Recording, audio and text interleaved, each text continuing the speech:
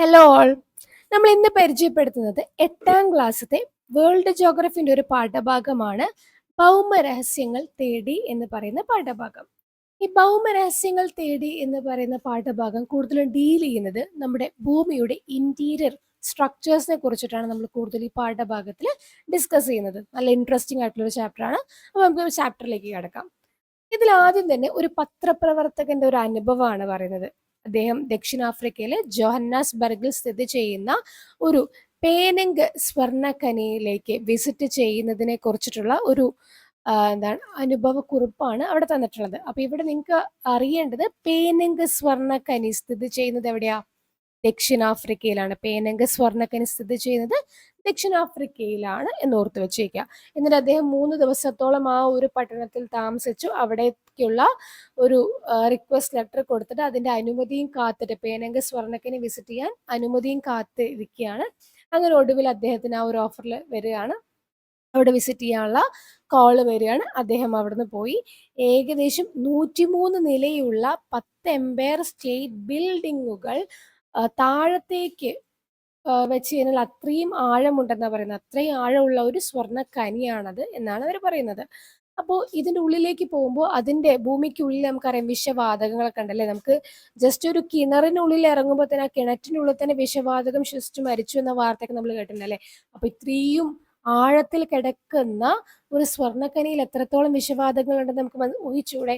അപ്പോൾ ഈ വിഷവാതകങ്ങളിൽ നിന്നെല്ലാം രക്ഷ നേടാൻ വേണ്ടിയിട്ട് അവർ ഉപയോഗിക്കുന്ന ഒരു ജീവൻ രക്ഷ ഉപകരണമാണ് ഓക്സി ബോക്സ് എന്ന് പറയുന്നത്. എന്താണ് ഓക്സി ബോക്സ്? ഇതൊരു ജീവൻ രക്ഷാ ഉപകരണമാണ്. അപ്പൊ അതവിടെ ഒന്ന് നോക്കി വെച്ചോളൂ. നമ്മുടെ സ്വർണ്ണ ഖനികളിലും അതുപോലെ തന്നെ മറ്റ് ഖനികളിലുമെല്ലാം അവർ വിഷവാതകങ്ങളിൽ നിന്നും രക്ഷ നേടാനായിട്ട് ധരിക്കുന്ന ജീവൻ രക്ഷാ ഉപകരണമാണ് ഓക്സി ബോക്സ് എന്ന് പറയുന്നത്. ഓക്സി ബോക്സ് എന്ന് പറയുന്നത്. ഓക്കെ. പിന്നെ ഒരു ടോർച്ചിലെ ഹെൽമെറ്റ് ഒക്കെ ആയിട്ട്, പിന്നെ ചൂടിനെ പ്രതിരോധിക്കുവാനുള്ള കട്ടിയുള്ള കോട്ടും ഒക്കെ ധരിച്ചിട്ടാണ് അവർ പോയതെന്നാണ് പറയുന്നത് കേട്ടോ. പിന്നെ കുറച്ചേക്ക് താഴേക്ക് പോകും തോറും അവരുടെ ചെവിയെല്ലാം അവിടുത്തെ മർദ്ദ വ്യതിയാനം കൊണ്ട് ചെവി അടയുകയൊക്കെ ചെയ്തു എന്നൊക്കെയാണ് അതിൻ്റെ ഒരു അനുഭവത്തിൽ പറയുന്നത്. ഓക്കെ. അപ്പോൾ നമുക്ക് ഭൂമിയുടെ രഹസ്യങ്ങളെ കുറിച്ചിട്ട് എങ്ങനെയാണ് പഠിക്കുക എന്നുള്ളതൊക്കെ ഒരു രീതിക്കാണ് തുടങ്ങുന്നത്. അപ്പൊ നോക്കി, നമ്മുടെ ഭൂമിനെ കുറിച്ചിട്ട് നമ്മൾ എവിടെയൊക്കെ പോയിട്ടുണ്ട്? ചൊവ്വയില് അവിടെ എന്താണ് പേടകങ്ങൾ വിക്ഷേപിച്ചിട്ടുണ്ട്. അവിടെ പോയി പഠിക്കാനുള്ള സംവിധാനങ്ങളൊക്കെ നമ്മൾ നടത്തിയിട്ടുണ്ട് അല്ലെ. ചന്ദ്രനില് ഒക്കെ നമ്മൾ ചെയ്തിട്ടുണ്ട്. എന്നാൽ നമ്മുടെ ഭൂമിയിലെ 12 കിലോമീറ്ററിന് താഴേക്ക് പോവാൻ നമുക്ക് ഇതുവരെയും കഴിഞ്ഞിട്ടില്ല. നമ്മുടെ ഭൂമിക്കുള്ളിലേക്ക് ഏകദേശം 12 കിലോമീറ്ററിന് അപ്പുറത്തേക്ക് പോകാൻ നമുക്ക് ഇനിയും കഴിഞ്ഞിട്ടില്ല എന്നാണ് പറയുന്നത്. ഓക്കെ. അപ്പൊ നമുക്ക് ഭൂമിക്കുള്ളിൽ ഭൂമിന്റെ സ്ട്രക്ചർ പഠിക്കുക എന്ന് പറയുന്നത് അനിവാര്യമാണ് അല്ലെ. എന്തുകൊണ്ട് നമുക്ക് പോകാൻ കഴിയാത്തത്? ഭൂമിയുടെ ആഴം കൂടുന്നതിനനുസരിച്ചിട്ട് ഭൂമിയിൽ ആഴം കൂടുന്നതിനനുസരിച്ച് താപവും മർദ്ദവും കൂടുന്നു. ഭൂമിയിൽ ആഴം കൂടുന്നതിനനുസരിച്ചിട്ട് ടെമ്പറേച്ചർ എന്ത് ചെയ്യുന്നുണ്ട്? ഉള്ളിലേക്ക് പോകും തോറും കൂടുന്നുണ്ട്. പിന്നെ മർദ്ദം കൂടുന്നുണ്ട്, പ്രഷർ കൂടുന്നുണ്ട്. പിന്നെ എന്തുവാ? ഡെൻസിറ്റിയും കൂടുന്നുണ്ട്. ഓക്കെ. ഇപ്പൊ നമ്മൾ ഭൂമിക്ക് ഉള്ളിലേക്ക് പോകും തോറും ടെമ്പറേച്ചർ, പ്രഷർ, ഡെൻസിറ്റി എന്നിവ എന്ത് ചെയ്യുന്നുണ്ട്? കൂടിയിട്ടാണ് പോകുന്നത്. അപ്പൊ ഇത് നമുക്ക് എന്ത് ചെയ്യാൻ കഴിയില്ല? ടോളറേറ്റ് ചെയ്യാൻ കഴിയില്ല. നമുക്ക് മനുഷ്യന്മാർക്ക് ടോളറേറ്റ് ചെയ്യാൻ കഴിയില്ല. നമുക്ക് 12 കിലോമീറ്ററിന് താഴത്തേക്ക് ഇതുവരെ കുഴിക്കുവാൻ പോലും, ഡിഗ് ചെയ്യാൻ പോലും എന്ത് ചെയ്തിട്ടില്ല? നമുക്ക് സാധിച്ചിട്ടില്ല. ഓക്കെ. അപ്പോ ഇതാണ് ഇവിടെ പറയുന്നത്. നോക്കി, ഏകദേശം 225 ദശലക്ഷം കിലോമീറ്റർ അകലെയുള്ള ചൊവ്വയിൽ വരെ നമ്മൾ മനുഷ്യനിർമ്മിത ഉപകരണങ്ങൾ കൊണ്ടെത്തിച്ചിട്ടുണ്ട്. എന്നാൽ നമ്മൾ ഭൂമിക്ക് ഉള്ളിലേക്ക് 12 കിലോമീറ്ററിനപ്പുറം നമുക്ക് പോവാൻ ഇനിയും സാധിച്ചിട്ടില്ല എന്നാണ് പറയുന്നത്. ഇനി നോക്കി, ഭൂമിയുടെ കേന്ദ്ര ഭാഗത്ത് അനുഭവപ്പെടുന്ന താപം എന്ന് പറയുന്നത് ഏകദേശം 5000 ഡിഗ്രി സെൽഷ്യസ് ആണ്. ഭൂമിയുടെ കേന്ദ്ര ഭാഗത്ത്, സെന്റർ ഭാഗത്ത് അനുഭവപ്പെടുന്ന ടെമ്പറേച്ചർ എന്ന് പറയുന്നത് ഏകദേശം 5000 ഡിഗ്രി സെൽഷ്യസ് ആണ്. നമ്മുടെ ഇരുമ്പ് ഉരുകാൻ പോലും വേണ്ട ഒരു ടെമ്പറേച്ചർ, ഇരുമ്പിന്റെ മെൽറ്റിംഗ് പോയിന്റ് എന്ന് പറയുന്നത് 1538 ഡിഗ്രിയെ വേണ്ടുള്ളൂ. അപ്പൊ നമ്മുടെ ഭൂമിയുടെ ഉൾഭാഗത്തുള്ള ഒരു ടെമ്പറേച്ചർ നിങ്ങൾക്ക് ഊഹിച്ചൂടെ? ഇരുമ്പ് പോലും ഉരുകി തുടങ്ങുന്ന ഒരു ടെമ്പറേച്ചർ എന്ന് പറയുന്നത് 1538 ഡിഗ്രി സെൽഷ്യസ് ആണ്. നമ്മുടെ ഭൂമിയുടെ ഏറ്റവും സെന്റർ പാർട്ടിലുള്ള ഒരു ടെമ്പറേച്ചർ എന്ന് പറയുന്നതോ അതിൻ്റെയും എത്രയോ കൂടുതലാണ് 5000 ഡിഗ്രി സെൽഷ്യസ് ആണ്. ഓക്കെ. അപ്പൊ നമുക്ക് ഇത്രയും 12 കിലോമീറ്റർ വരെ നമുക്ക് ഭൂമിക്കുള്ളിലേക്ക് പോകാൻ സാധിച്ചിട്ടുള്ളൂ. എന്നിട്ടും നമ്മൾ എങ്ങനെയൊക്കെയാണ് ഭൂമിയെ വേർതിരിച്ചിരിക്കുന്നത് എന്നൊക്കെ പഠിച്ചത് എങ്ങനെയാണ് നമ്മള്? ഏതൊക്കെ മാർഗങ്ങളിലൂടെയാണ് നമ്മൾ ഭൂമിയുടെ ഉള്ളറയെ പറ്റി മനസ്സിലാക്കിയത്? അത് ഒന്നെന്ന് പറയുന്നത് അഗ്നിപർവ്വത സ്ഫോടനങ്ങൾ നടക്കുന്നില്ല, വോൾക്കാനിക് ഇറപ്ഷൻ. ആ അഗ്നിപർവ്വത സ്ഫോടനങ്ങളിലൂടെ ഭൗമോപരിതലത്തിൽ എത്തിച്ചേരുന്ന വസ്തുക്കൾ, അത് ഭൂമിന്റെ അകത്തിൽ നിന്നാണ്, അല്ലെ മാന്റിലിൽ നിന്നും പുറത്തേക്ക് വരുന്ന വസ്തുക്കളാണ്. സ്തെനോസ്ഫിയർ എന്ന് പറയുന്ന മേഖലയിൽ നിന്നും പുറത്തേക്ക് വരുന്ന മാഗ്മയിൽ നിന്നും വരുന്നതാണ് എന്തെന്ന് പറയുന്നത്? പർവ്വത സ്ഫോടനത്തിലൂടെ പുറത്തേക്ക് വരുന്നതെന്ന് പറയുന്നത് ലാവ, അല്ലെ. ആ ലാവനൊക്കെ നമ്മൾ എടുത്ത് പഠിച്ചിട്ടാണ് നമ്മൾ ഭൂമിക്ക് അകത്തുള്ള മാന്റിലിന്റെ സ്ട്രക്ചേഴ്സിനൊക്കെ എന്ത് ചെയ്യുന്നത്? കുറിച്ച് പഠിക്കുന്നത്. പിന്നെ നമ്മൾ ഇപ്പൊ പറഞ്ഞ ഖനികളിൽ നിന്നും ശേഖരിക്കുന്ന വിവരങ്ങളുടെ അടിസ്ഥാനത്തിൽ നമ്മൾ എത്രത്തോളം ഡീപ്പറിലേക്ക് പോകുന്നു അവിടെ നിന്ന് നമുക്ക് ലഭിക്കുന്ന, നമുക്കറിയാം ഡീപ്പറിലേക്ക് പോകുന്തോറും, ഖനികളുടെ ഡീപ്പറിലേക്ക് പോകുന്തോറും ടെമ്പറേച്ചർ കൂടുന്നുണ്ട്, പ്രഷർ കൂടുന്നുണ്ട്, ഡെൻസിറ്റി കൂടുന്നുണ്ടൊക്കെ നമുക്ക് മനസ്സിലായി, അല്ലെ. അപ്പൊ അതിൽ നിന്നെല്ലാം ലഭിക്കുന്ന, ശേഖരിക്കുന്ന വിവരങ്ങളുടെ അടിസ്ഥാനത്തിൽ ഭൂമിയുടെ ഉള്ളറയെ പറ്റി നമ്മൾ മനസ്സിലാക്കി. പിന്നെ അടുത്തതെന്ന് പറയുന്നത് ഭൂകമ്പ സമയത്തുണ്ടാകുന്ന തരംഗങ്ങളുടെ ചലനം വിശകലനം ചെയ്യുന്നതിലൂടെ. ഇതാണ് ഏറ്റവും കൂടുതൽ പഠനം നടത്തിയിട്ടുള്ള ഒരു മേഖല എന്ന് പറയുന്നത്. ഭൂകമ്പ സമയത്തുണ്ടാകുന്ന തരംഗങ്ങളുടെ ചലനം വിശകലനം ചെയ്യുന്നതിലൂടെയാണ് കൂടുതലായിട്ടും ഭൂമിയുടെ ഇന്റേണൽ സ്ട്രക്ചർ എങ്ങനെയാണ് എന്ന് നമ്മൾ കൂടുതലും മനസ്സിലാക്കിയിട്ടുള്ളത്. ഭൂകമ്പ സമയത്ത് നമുക്കറിയാം പ്രധാനമായിട്ടും 2 ടൈപ്പ് വേവ്സ് ആണ് ഉണ്ടാവുന്നത്. ഒന്നെന്ന് പറയുന്നത് ബോഡി വേവ്സ് ആണ്. ഒന്നെന്ന് പറയുന്നത് സർഫസ് വേവ്സ് ആണ്. ഓക്കെ. അപ്പൊ ഈ ബോഡി വേവ്സിനെ തന്നെ നമുക്ക് 2 ആയിട്ട് ക്ലാസിഫൈ ചെയ്യാം. ഒന്നെന്ന് പറയുന്നത് പി വേവും, ഒന്നെന്ന് പറയുന്നത് എസ് വേവും. പി വേവ് എന്ന് പറഞ്ഞാൽ പ്രൈമറി വേവ്സും എസ് വേവ് എന്ന് പറഞ്ഞാൽ സെക്കൻഡറി വേവ്സും ആണ്.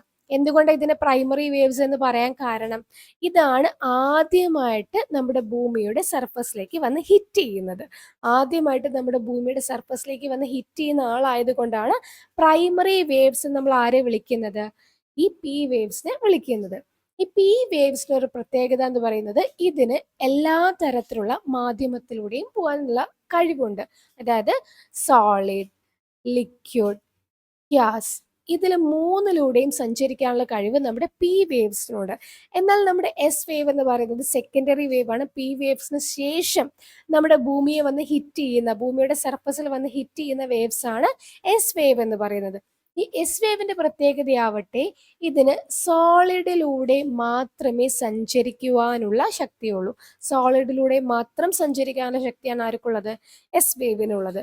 അപ്പൊ ഈ ഒരു മാറ്റം, ചലനത്തിന്റെ മാറ്റം, മാധ്യമത്തിന്റെ മാറ്റം നമുക്ക് ഈ ഭൂമിയുടെ ഉള്ളറയെ കുറിച്ചിട്ട് പഠിക്കുവാനുള്ള ഒരു സാധ്യത നൽകി.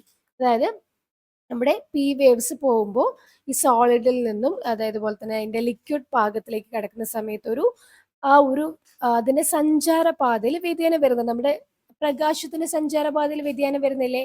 നമ്മൾ ഇതിൽ പഠിക്കുന്നില്ലേ? ഒരു ഡെൻസിറ്റി കൂടിയ മേഖലയിൽ നിന്നും ഡെൻസിറ്റി കുറഞ്ഞ മാധ്യമത്തിലേക്ക് പോകുമ്പോൾ ലൈറ്റിന്റെ സഞ്ചാരപാതയിൽ ഡിഫ്ലക്ഷൻ വരുന്നതൊക്കെ നമ്മൾ പഠിച്ചിട്ടില്ലേ? അതേപോലെ തന്നെ സഞ്ചാരപാതയിൽ പി വേവ്സിനും എന്ത് ചെയ്യുന്നുണ്ട്? ഡിഫ്ലക്ഷൻ പോയിക്കൊണ്ടേ ഇരിക്കുന്നുണ്ട്. അപ്പൊ ആ ഡിഫ്ലക്ഷൻ വരുന്ന ഭാഗങ്ങളെല്ലാം ഓരോരോ സോണായിട്ട് നമുക്ക് ക്ലാസിഫൈ ചെയ്യാൻ പറ്റി. അതുപോലെ തന്നെ എസ് വേവ്സ് നമ്മുടെ ലിക്വിഡ് സ്റ്റേജിലൂടെ ഒന്നും പോകുന്നില്ല എന്ന് നമ്മൾ പഠിച്ചതിലൂടെ നമ്മുടെ ഭൂമിയുടെ ഏകദേശം ഇന്റേണൽ സ്ട്രക്ചർ നമുക്ക് ഏകദേശം എന്ത് ചെയ്യാൻ പറ്റി? വിവരിക്കുവാനും സാധിച്ചു. അങ്ങനെയാണ് ഭൂകമ്പ സമയത്തുണ്ടാകുന്ന ചലനങ്ങൾ നമ്മൾ വിശകലനം ചെയ്യുന്നതിലൂടെ ഭൂമിയുടെ ആന്തരിക ഭാഗങ്ങൾ എന്തൊക്കെയാണെന്ന് നമുക്ക് മനസ്സിലായത്. അപ്പൊ ഒന്നുകൂടെ നോക്കിയേ. നമ്മൾ എന്തൊക്കെ വെച്ചിട്ടാണ് ഭൂമിയുടെ ഉള്ളറയെ കുറിച്ച് മനസ്സിലാക്കിയത്? ഒന്ന്, അഗ്നിപർവ്വത സ്ഫോടനത്തിലൂടെ ഭൗമോപരിതലത്തിൽ എത്തിച്ചേരുന്ന വസ്തുക്കളിൽ നിന്ന്, പിന്നെ ഖനികളിൽ നിന്നും ശേഖരിക്കുന്ന വിവരങ്ങളുടെ അടിസ്ഥാനത്തിലും, പിന്നെ ഭൂകമ്പ സമയത്തുണ്ടാകുന്ന തരംഗങ്ങളുടെ ചലനം വിശകലനം ചെയ്യുന്നതിലൂടെയുമാണ് നമ്മൾ ഭൂമിയുടെ ഏകദേശ സ്ട്രക്ചർ ഇങ്ങനെയൊക്കെയാണ് നമ്മുടെ ശാസ്ത്രജ്ഞന്മാർ കണ്ടുപിടിച്ചത്. ഇനി നമുക്ക് നമ്മുടെ ഭൂമിയുടെ സ്ട്രക്ചറിലേക്ക്, ഭൂകമ്പ സമയത്ത് സൃഷ്ടിക്കപ്പെടുന്ന തരംഗങ്ങളെ വിശകലനം ചെയ്തതിന്റെ അടിസ്ഥാനത്തിൽ ഭൂമിയെ വ്യത്യസ്ത പാളികളായിട്ട് നമ്മൾ തിരിച്ചിട്ടുണ്ട്. അതെന്തൊക്കെയാന്ന് നമുക്ക് പഠിക്കാം. വളരെ ഇമ്പോർട്ടന്റ് ആണ്, ശ്രദ്ധിച്ചിരിക്കുക.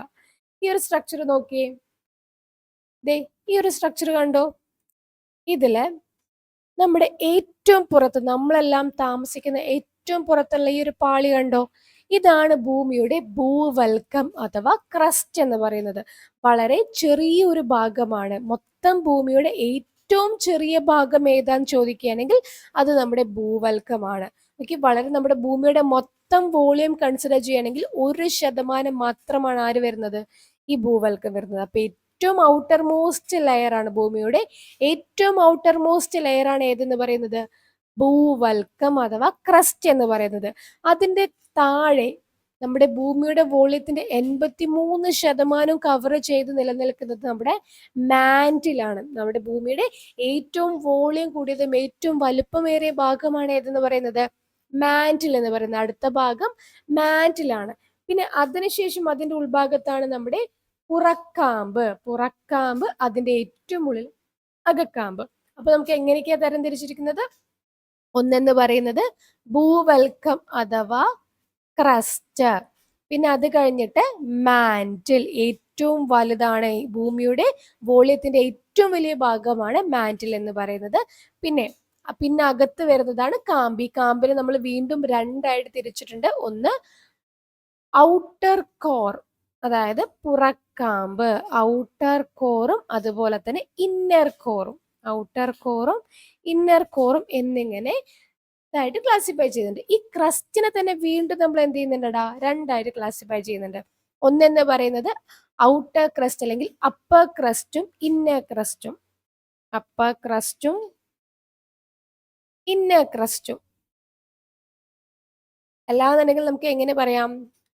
കോണ്ടിനെന്റൽ ക്രസ്റ്റ് അഥവാ എന്താണ് നമ്മുടെ സീ ക്രസ്റ്റ് എന്ന് പറയാം, ഓഷ്യാനിക് ക്രസ്റ്റ് എന്ന് പറയാം. കോണ്ടിനെന്റൽ അതായത് വൻകര ക്രസ്റ്റും അതുപോലെ തന്നെ സമുദ്രഭാഗമായിട്ട് വരുന്ന ക്രസ്റ്റും എന്ന് നമുക്ക് പറയാൻ പറ്റും. അതുപോലെ തന്നെ ഈ മാന്റിലെ നമുക്ക് രണ്ടായിട്ട് ക്ലാസിഫൈ ചെയ്യാം, അപ്പർ മാന്റിൽ അതുപോലെ തന്നെ lower mantle. Upper mantle, lower mantle എന്ന് വീണ്ടും എന്ത് ചെയ്യുന്നുണ്ട്? ഇതിനെയൊക്കെ വീണ്ടും ക്ലാസിഫൈ ചെയ്യുന്നുണ്ട്. അപ്പൊ ഇതിന്റെ ഓരോന്നിനെ കുറിച്ച് നമുക്ക് ഡീറ്റെയിൽ ആയിട്ട് പഠിക്കാനുണ്ട്. അപ്പൊ ഒന്നും കൂടെ നോക്കിയേ. ഏറ്റവും ഔട്ടർ മോസ്റ്റ് ലെയർ എന്ന് പറയുന്നത് crust, then comes our mantle, പിന്നെ കോറാണ്. കോറിനെ തന്നെ വീണ്ടും നമ്മൾ രണ്ടായി തിരിക്കുന്നു, പുറക്കാമ്പ് അകക്കാമ്പ് എന്നുള്ള രീതിക്ക് രണ്ടായിട്ട് അതിനെ ക്ലാസിഫൈ ചെയ്യുന്നുണ്ട്. നമുക്ക് ഓരോന്നിനെ കുറിച്ച് പഠിക്കാനുണ്ട്. നോക്കിയേ, ഏറ്റവും പുറത്തുള്ളതെന്ന് നമ്മൾ പറഞ്ഞ ക്രസ്റ്റ് അല്ലെങ്കിൽ ഭൂവൽക്കം, അതിന്റെ മലയാളമാണ് ഭൂവൽക്കം എന്ന് പറയുന്നത്. ഏറ്റവും പുറം ഭാഗത്ത് നമ്മളെല്ലാം ജീവിച്ചിരിക്കുന്ന ഒരു ഭാഗമാണ് ഏതെന്ന് പറയുന്നത്? ക്രസ്റ്റ് എന്ന് പറയുന്നത്. അത് ഏകദേശം എത്ര ശതമാനമാണ്? ജസ്റ്റ് 1% മാത്രമാണ്. ടോട്ടൽ ഭൂമിയുടെ വോള്യത്തിന്റെ 1% മാത്രമാണ് ഏത് വരുന്നത്? ഭൂവൽക്കം വരുന്നത്. ഭൂമിയുടെ താരതമ്യേന നേർത്ത പുറന്തോടാണ് ഭൂവൽക്കം എന്ന് പറയുന്നത്. ഏകദേശം എത്ര കിലോമീറ്റർ കനമുണ്ട്? നമ്മുടെ ഔട്ടർ മോസ്റ്റ് സർഫസിൽ നിന്നും ഉള്ളിലേക്ക് 40 കിലോമീറ്റർ കനത്തിലാണ് നമ്മുടെ ഭൂവൽക്കം സ്ഥിതി ചെയ്യുന്നത്. ഏകദേശം 40 കിലോമീറ്റർ കനത്തിലാണ് ഭൂവൽക്കം സ്ഥിതി ചെയ്യുന്നത്. ഇതിനെ നമുക്ക് വീണ്ടും രണ്ടായിട്ട് ക്ലാസിഫൈ ചെയ്യാം. ഒന്നെന്ന് പറയുന്നത് വൻകര ഭൂവൽക്കവും, രണ്ടെന്ന് പറയുന്നത് സമുദ്ര ഭൂവൽക്കം. വൻകര ഭൂവൽക്കം എന്നും സമുദ്ര ഭൂവൽക്കം എന്നും നമുക്ക് ഇതിനെ രണ്ടായിട്ട് ക്ലാസിഫൈ ചെയ്യാൻ പറ്റും. വൻകര ഭൂവൽക്കം അതുപോലെ തന്നെ സമുദ്ര ഭൂവൽക്കം. വൻകര ഭൂവൽക്കം എന്ന് പറഞ്ഞാൽ എന്തുവാ? നമ്മുടെ കോണ്ടിനെന്റൽ ക്രസ്റ്റ്. സമുദ്ര ഭൂവൽക്കം എന്ന് പറയുന്നത് സീന്റെ അടിയിലുള്ള നമ്മുടെ ഓഷ്യാനിക് ക്രസ്റ്റുമാണ്. അങ്ങനെ രണ്ട് ഭാഗങ്ങളായിട്ട് നമുക്ക് ഈ ഭൂവൽക്കത്തിനെ ക്ലാസിഫൈ ചെയ്യാൻ പറ്റും. ഇനി വൻകര ഭൂവൽക്കത്തിനെ കുറിച്ച് നമുക്ക് നോക്കാം. വൻകര ഭൂവൽക്കം ഉണ്ടാക്കിയിട്ടുള്ളത് മുഖ്യമായിട്ടും, ഇത് മാത്രമാണെന്നല്ല പറയുന്നത്, ഏറ്റവും കൂടുതൽ ഏതൊക്കെ ധാതുക്കൾ കൊണ്ടാണ് നിർമ്മിച്ചിരിക്കുന്നത് ചോദിക്കുകയാണെങ്കിൽ അത് സിലിക്ക കൊണ്ടും അലുമിന കൊണ്ടുമാണ് സൃഷ്ടിക്കപ്പെട്ടിട്ടുള്ളത്. ഇത് സിലിക്കൺ എന്ന് മാറി വായിക്കരുത്, സിലിക്ക ആണ്, സിലിക്ക. ഓക്കെ, സിലിക്കയും അലുമിനിയം കൊണ്ടുമാണ്, നമ്മുടെ സിലിക്കയും അലുമിനിയവും കൊണ്ടാണ് ആരുണ്ടാക്കിയിട്ടുള്ളത്?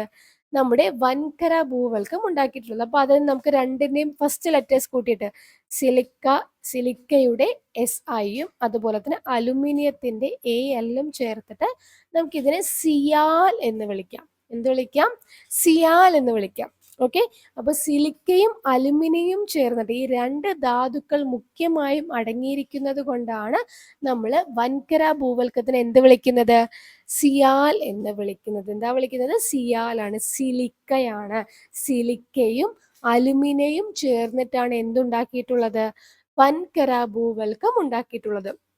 ഇതിന്റെ തിക്നെസ് എന്തായിരിക്കും? കൂടുതലാണ്. തിക്നെസ് എന്ന് പറയുന്നത് നമ്മുടെ സമുദ്ര ഭൂവൽക്കത്തെ കമ്പയർ ചെയ്യുമ്പോൾ നമ്മുടെ വൻകര ഭൂവൽക്കത്തിന് എന്ത് കൂടുതലാണ്? തിക്നെസ് കൂടുതലാണ്. അതിന്റെ കാരണമാണ് അവിടുത്തെ റിലീഫ്. നമുക്കറിയാം, പർവ്വതങ്ങള്, പീഠഭൂമി ഭാഗങ്ങള്, അത് എല്ലാം ഉള്ളത് എവിടെയാണ്? നമ്മുടെ വൻകര ഭാഗത്താണ് അല്ലെ. അപ്പൊ നമ്മുടെ സമുദ്ര ഭൂവൽക്കത്തെ കമ്പയർ ചെയ്യുമ്പോൾ നമ്മുടെ വൻകര ഭൂവൽക്കത്തിന് തിക്നെസ് കൂടുതലായിരിക്കും. ഓക്കെ. അപ്പൊ സിയാലുള്ളത് എവിടെയാണ്? വൻകര ഭൂവൽക്കത്തിന്റെ ഭാഗത്തിലാണ്. ഇനി നമ്മുടെ ഈ സമുദ്ര ഭൂവൽക്കത്തിന്റെ ഭാഗത്തുള്ളത് നോക്കിയേ, സിലിക്കയും മെഗ്നീഷ്യവും ചേർന്നിട്ടാണ്. ഏറ്റവും കൂടുതലുള്ളത് സിലിക്കയും മെഗ്നീഷ്യം എന്നീ ധാതുക്കൾ മുഖ്യമായിട്ട് അടങ്ങിയിരിക്കുന്നതാണ് നമ്മുടെ ഭൂവൽക്കം എന്ന് പറയുന്നത്. അതിനെ നമുക്ക് സിമ എന്ന് വിളിക്കാൻ പറ്റും. എന്തുവാ വിളിക്കുന്നേ? സിമ എന്ന് വിളിക്കാൻ പറ്റും. സിലിക്കയും മെഗ്നീഷ്യം, അതിന്റെ രണ്ടും ആദ്യം ചേർത്തിട്ട്. നമ്മുടെ സമുദ്രം എന്ന് നമ്മൾ എങ്ങനെ എഴുതുക? സമുദ്രം. നോക്കിയേ, സ മു, അത് വെച്ചിട്ട് കമ്പയർ ചെയ്തൂടെ? സിമ സമുദ്രം, സിമ സമുദ്രം വെച്ച് കമ്പയർ ചെയ്തൂടെ? സമ. അപ്പോ സമുദ്രത്തിന്റെ ഭാഗത്താണ് എന്തുള്ളത്? സിമയുള്ളത്. സമുദ്രം, സമ വെച്ചിട്ട് തന്നെ കണക്ട് ചെയ്താൽ മതി. സമുദ്രത്തിന്റെ സായും മായും വെച്ചിട്ട് തന്നെ കണക്ട് ചെയ്താൽ മതി. സമുദ്ര ഭൂവൽക്കത്തിലാണ് എന്തുള്ളത്? സിമയുള്ളത്. അപ്പൊ സിയാലുള്ളത് വൻകര ഭൂവൽക്കത്തിലും സിമയുള്ളത് എവിടെയാണ്? സമുദ്ര ഭൂവൽക്കത്തിലുമാണെന്ന് മനസ്സിലാക്കുക. അപ്പൊ നമ്മുടെ വൻകര ഭൂവൽക്കത്തിനെ കമ്പയർ ചെയ്യുമ്പോൾ സമുദ്ര ഭൂവൽക്കത്തിന് തിക്നെസ് കുറവാണ്. വൻകര ഭൂവൽക്കത്തിനെ കമ്പയർ ചെയ്യുമ്പോൾ സമുദ്ര ഭൂവൽക്കത്തിന് തിക്നെസ് കുറവാണ്. എന്നാൽ താഴോട്ടേക്ക് പോകുമ്പോൾ എന്ത് കൂടും? ഡെൻസിറ്റി ആർക്കാണ് കൂടുതൽ? ഡെൻസിറ്റി കമ്പാരിറ്റീവ്ലി ആർക്കാണ് കൂടുതൽ? സമുദ്ര ഭൂവൽക്കത്തിനാണ് ഡെൻസിറ്റി കൂടുതൽ എന്ന് മനസ്സിലാക്കുക. ഓക്കെ. ഡെൻസിറ്റി താഴോട്ടേക്ക് പോകും തോറും എന്ത് കൂടും? ഡെൻസിറ്റി, ടെമ്പറേച്ചർ, മർദ്ദം ഒക്കെ കൂടുതൽ താഴോട്ടേക്ക് പോകും തോറും, ക്രസ്റ്റിൽ നിന്ന് താഴോട്ടേക്ക് പോകും തോറും ഈ 3 ഫാക്ടേഴ്സും എന്ത് ചെയ്തുകൊണ്ടിരിക്കും? കൂടിക്കൊണ്ടിരിക്കും. ഓക്കെ. അപ്പൊ ഭൂവൽക്കം ക്ലിയർ ആയെന്ന് വിശ്വസിക്കുന്നു. ഏറ്റവും പുറമേയുള്ള നേർത്ത പുറന്തോടാണ് ഭൂമിയുടെ. ഏകദേശം 40 കിലോമീറ്റർ ആണ് ഇതിന്റെ കനം എന്ന് പറയുന്നത്. ഇതിന് 2 ഭാഗങ്ങളാണുള്ളത്. ഒന്ന് വൻകര ഭൂവൽക്കവും ഒന്ന് സമുദ്ര ഭൂവൽക്കവും. വൻകര ഭൂവൽക്കവും സമുദ്ര ഭൂവൽക്കം എന്നുള്ള 2 രീതിക്കാണ് ഇതിനെ ക്ലാസിഫൈ ചെയ്തിട്ടുള്ളത്. വൻകര ഭൂവൽക്കം അതിൽ പ്രധാനമായിട്ടും അടങ്ങിയിരിക്കുന്നത് സിയാലാണ്. സിലിക്കയും അലുമിനിയം എന്നുള്ള ധാതുക്കളാണ് മുഖ്യമായിട്ട് എവിടെ ഉൾപ്പെട്ടിട്ടുള്ളത്? വൻകര ഭൂവൽക്കത്തിൽ ഉൾപ്പെട്ടിട്ടുള്ളത്. അതുകൊണ്ട് നമ്മൾ അതിനെ സിയാൽ എന്ന് വിളിക്കുന്നു. ഇനി സമുദ്ര ഭൂവൽക്കത്തിൽ ഏറ്റവും കൂടുതലുള്ളത് എന്താ?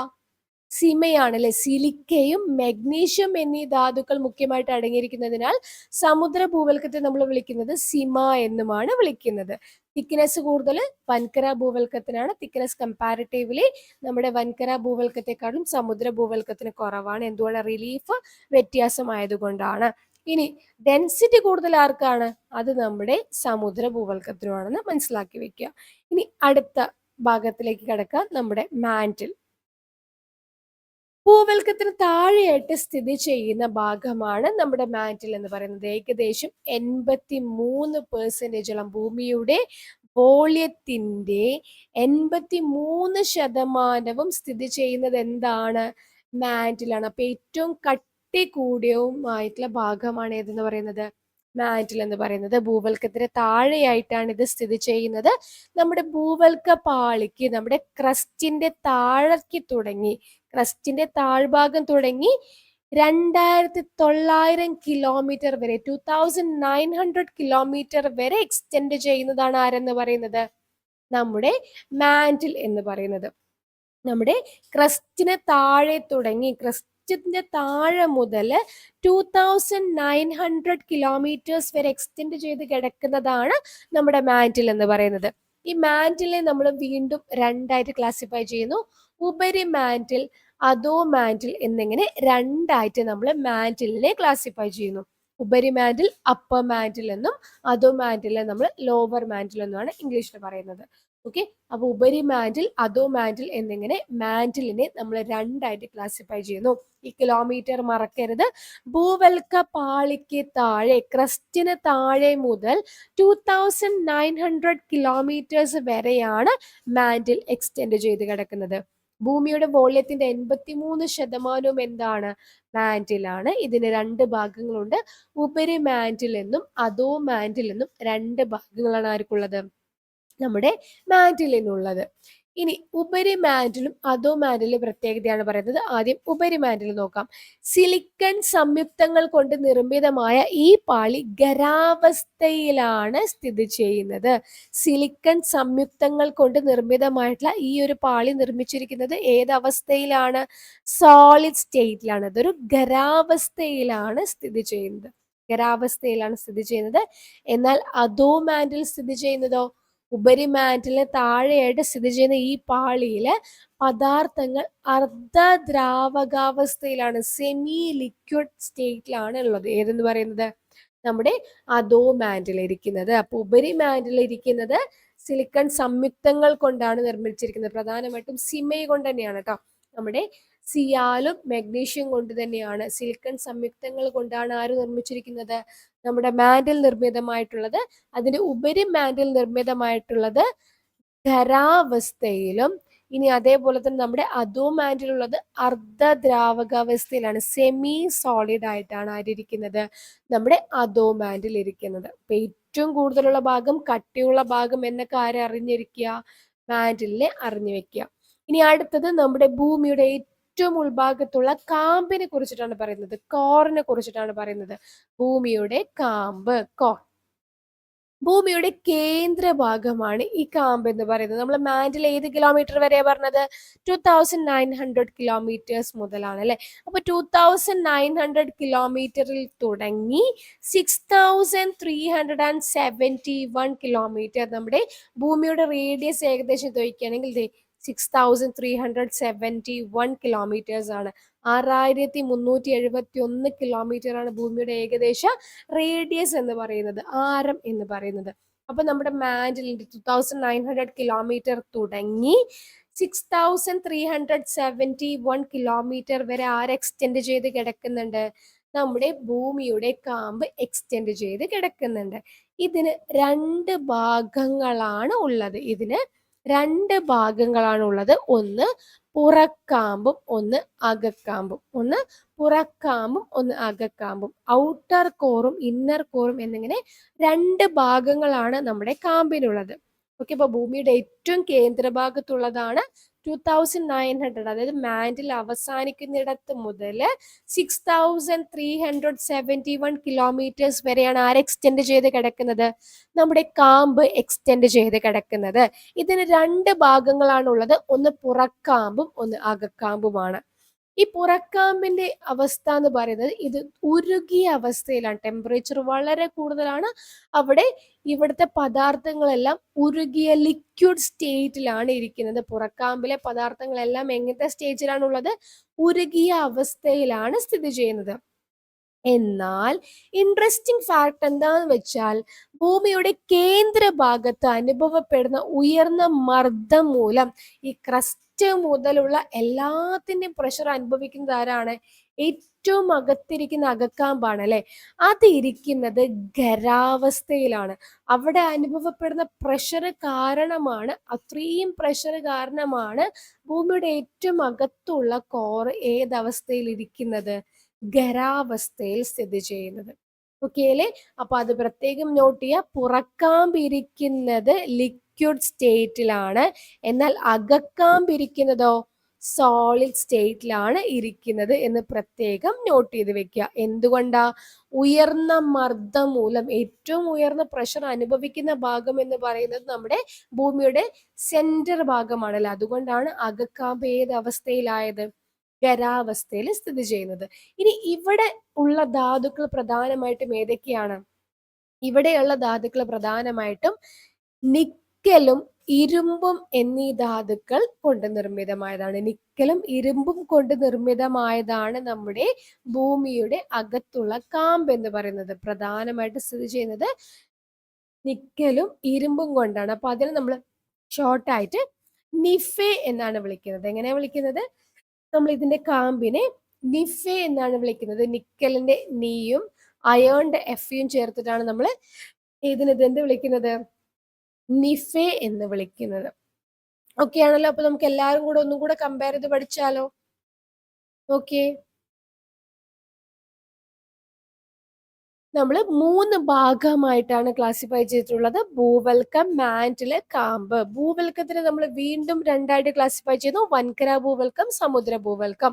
ഏകദേശം 40 കിലോമീറ്റർ കനത്തിലാണ് ക്രസ്റ്റ് ഉള്ളത്. ഏറ്റവും നേർത്ത ഭാരം കുറഞ്ഞ മേഖലയാണ് ഏതെന്ന് പറയുന്നത്? ഭൂവൽക്കം എന്ന് പറയുന്നത് മൊത്തം വോള്യത്തിന്റെ 1% നമ്മൾ കാമ്പിന്റെ ശതമാനം പറഞ്ഞില്ല അല്ലെ?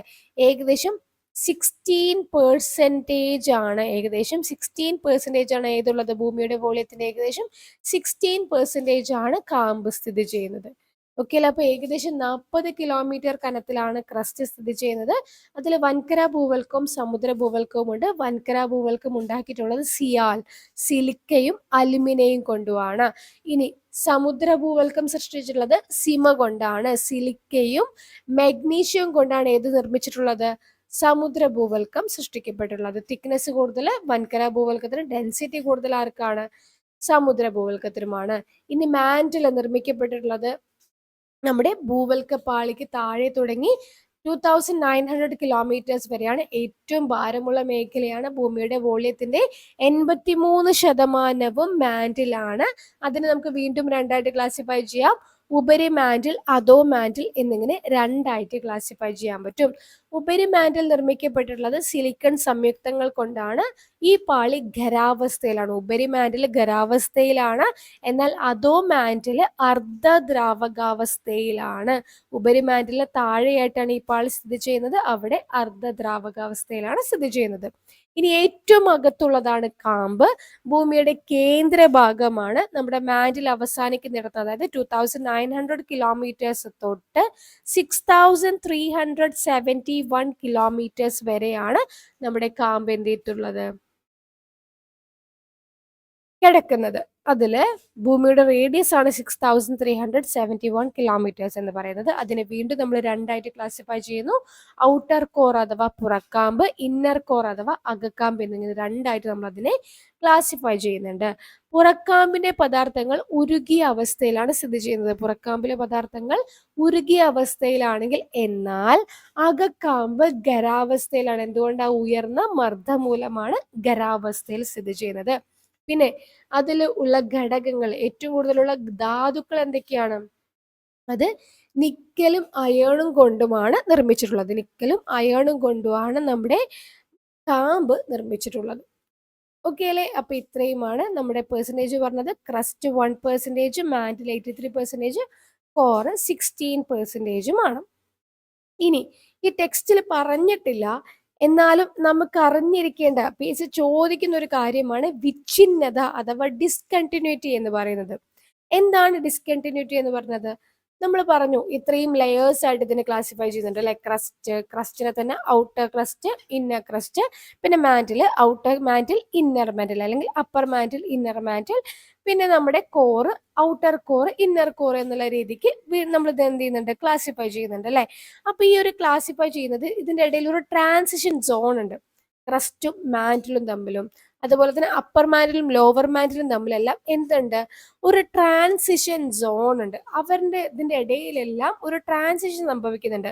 പ്രഷറിലും ടെമ്പറേച്ചറിലും മർദ്ദത്തിലും എല്ലാത്തിലും രണ്ടും തമ്മിൽ എന്ത് ചെയ്യുന്നുണ്ട്? ഒരു വ്യത്യാസമുണ്ട്. ഒരു ട്രാൻസിഷൻ സോൺ ഉണ്ട്.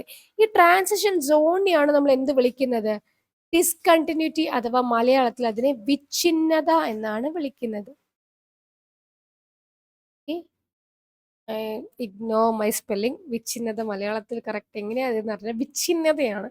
ഓക്കെ, അപ്പൊ ഡിസ്കണ്ടിന്യൂറ്റി അഥവാ വിച്ഛിന്നത എന്നാണ് പറയുന്നത്. അപ്പോൾ ഓരോന്നും തമ്മിലുള്ള ഈ ഒരു വിച്ഛിന്നത നമ്മളോട് PS ചോദിക്കാറുള്ളതാണ്. അപ്പൊ അത് പ്രത്യേകം ഇവിടെ തന്നെ നമുക്ക് പഠിച്ചു പോകാം. അപ്പൊ നമുക്ക് കൺഫ്യൂഷൻ ഉണ്ടാവില്ല. നമുക്ക് ആദ്യം ലെയേഴ്സ് ഒന്ന് എഴുതാം അല്ലെ? ആദ്യം വരുന്നത് എന്താണ്? ഔട്ടർ ക്രസ്റ്റ് ആണ്.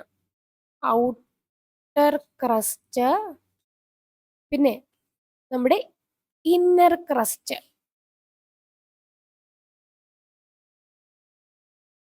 അല്ലെങ്കിൽ നമുക്കവിടെ അപ്പർ ക്രസ്റ്റ്, ലോവർ ക്രസ്റ്റ് എന്ന് എഴുതാം.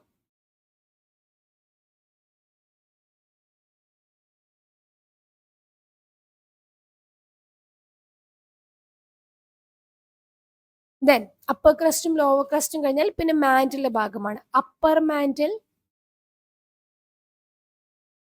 Lower mantle, upper mantle, lower mantle.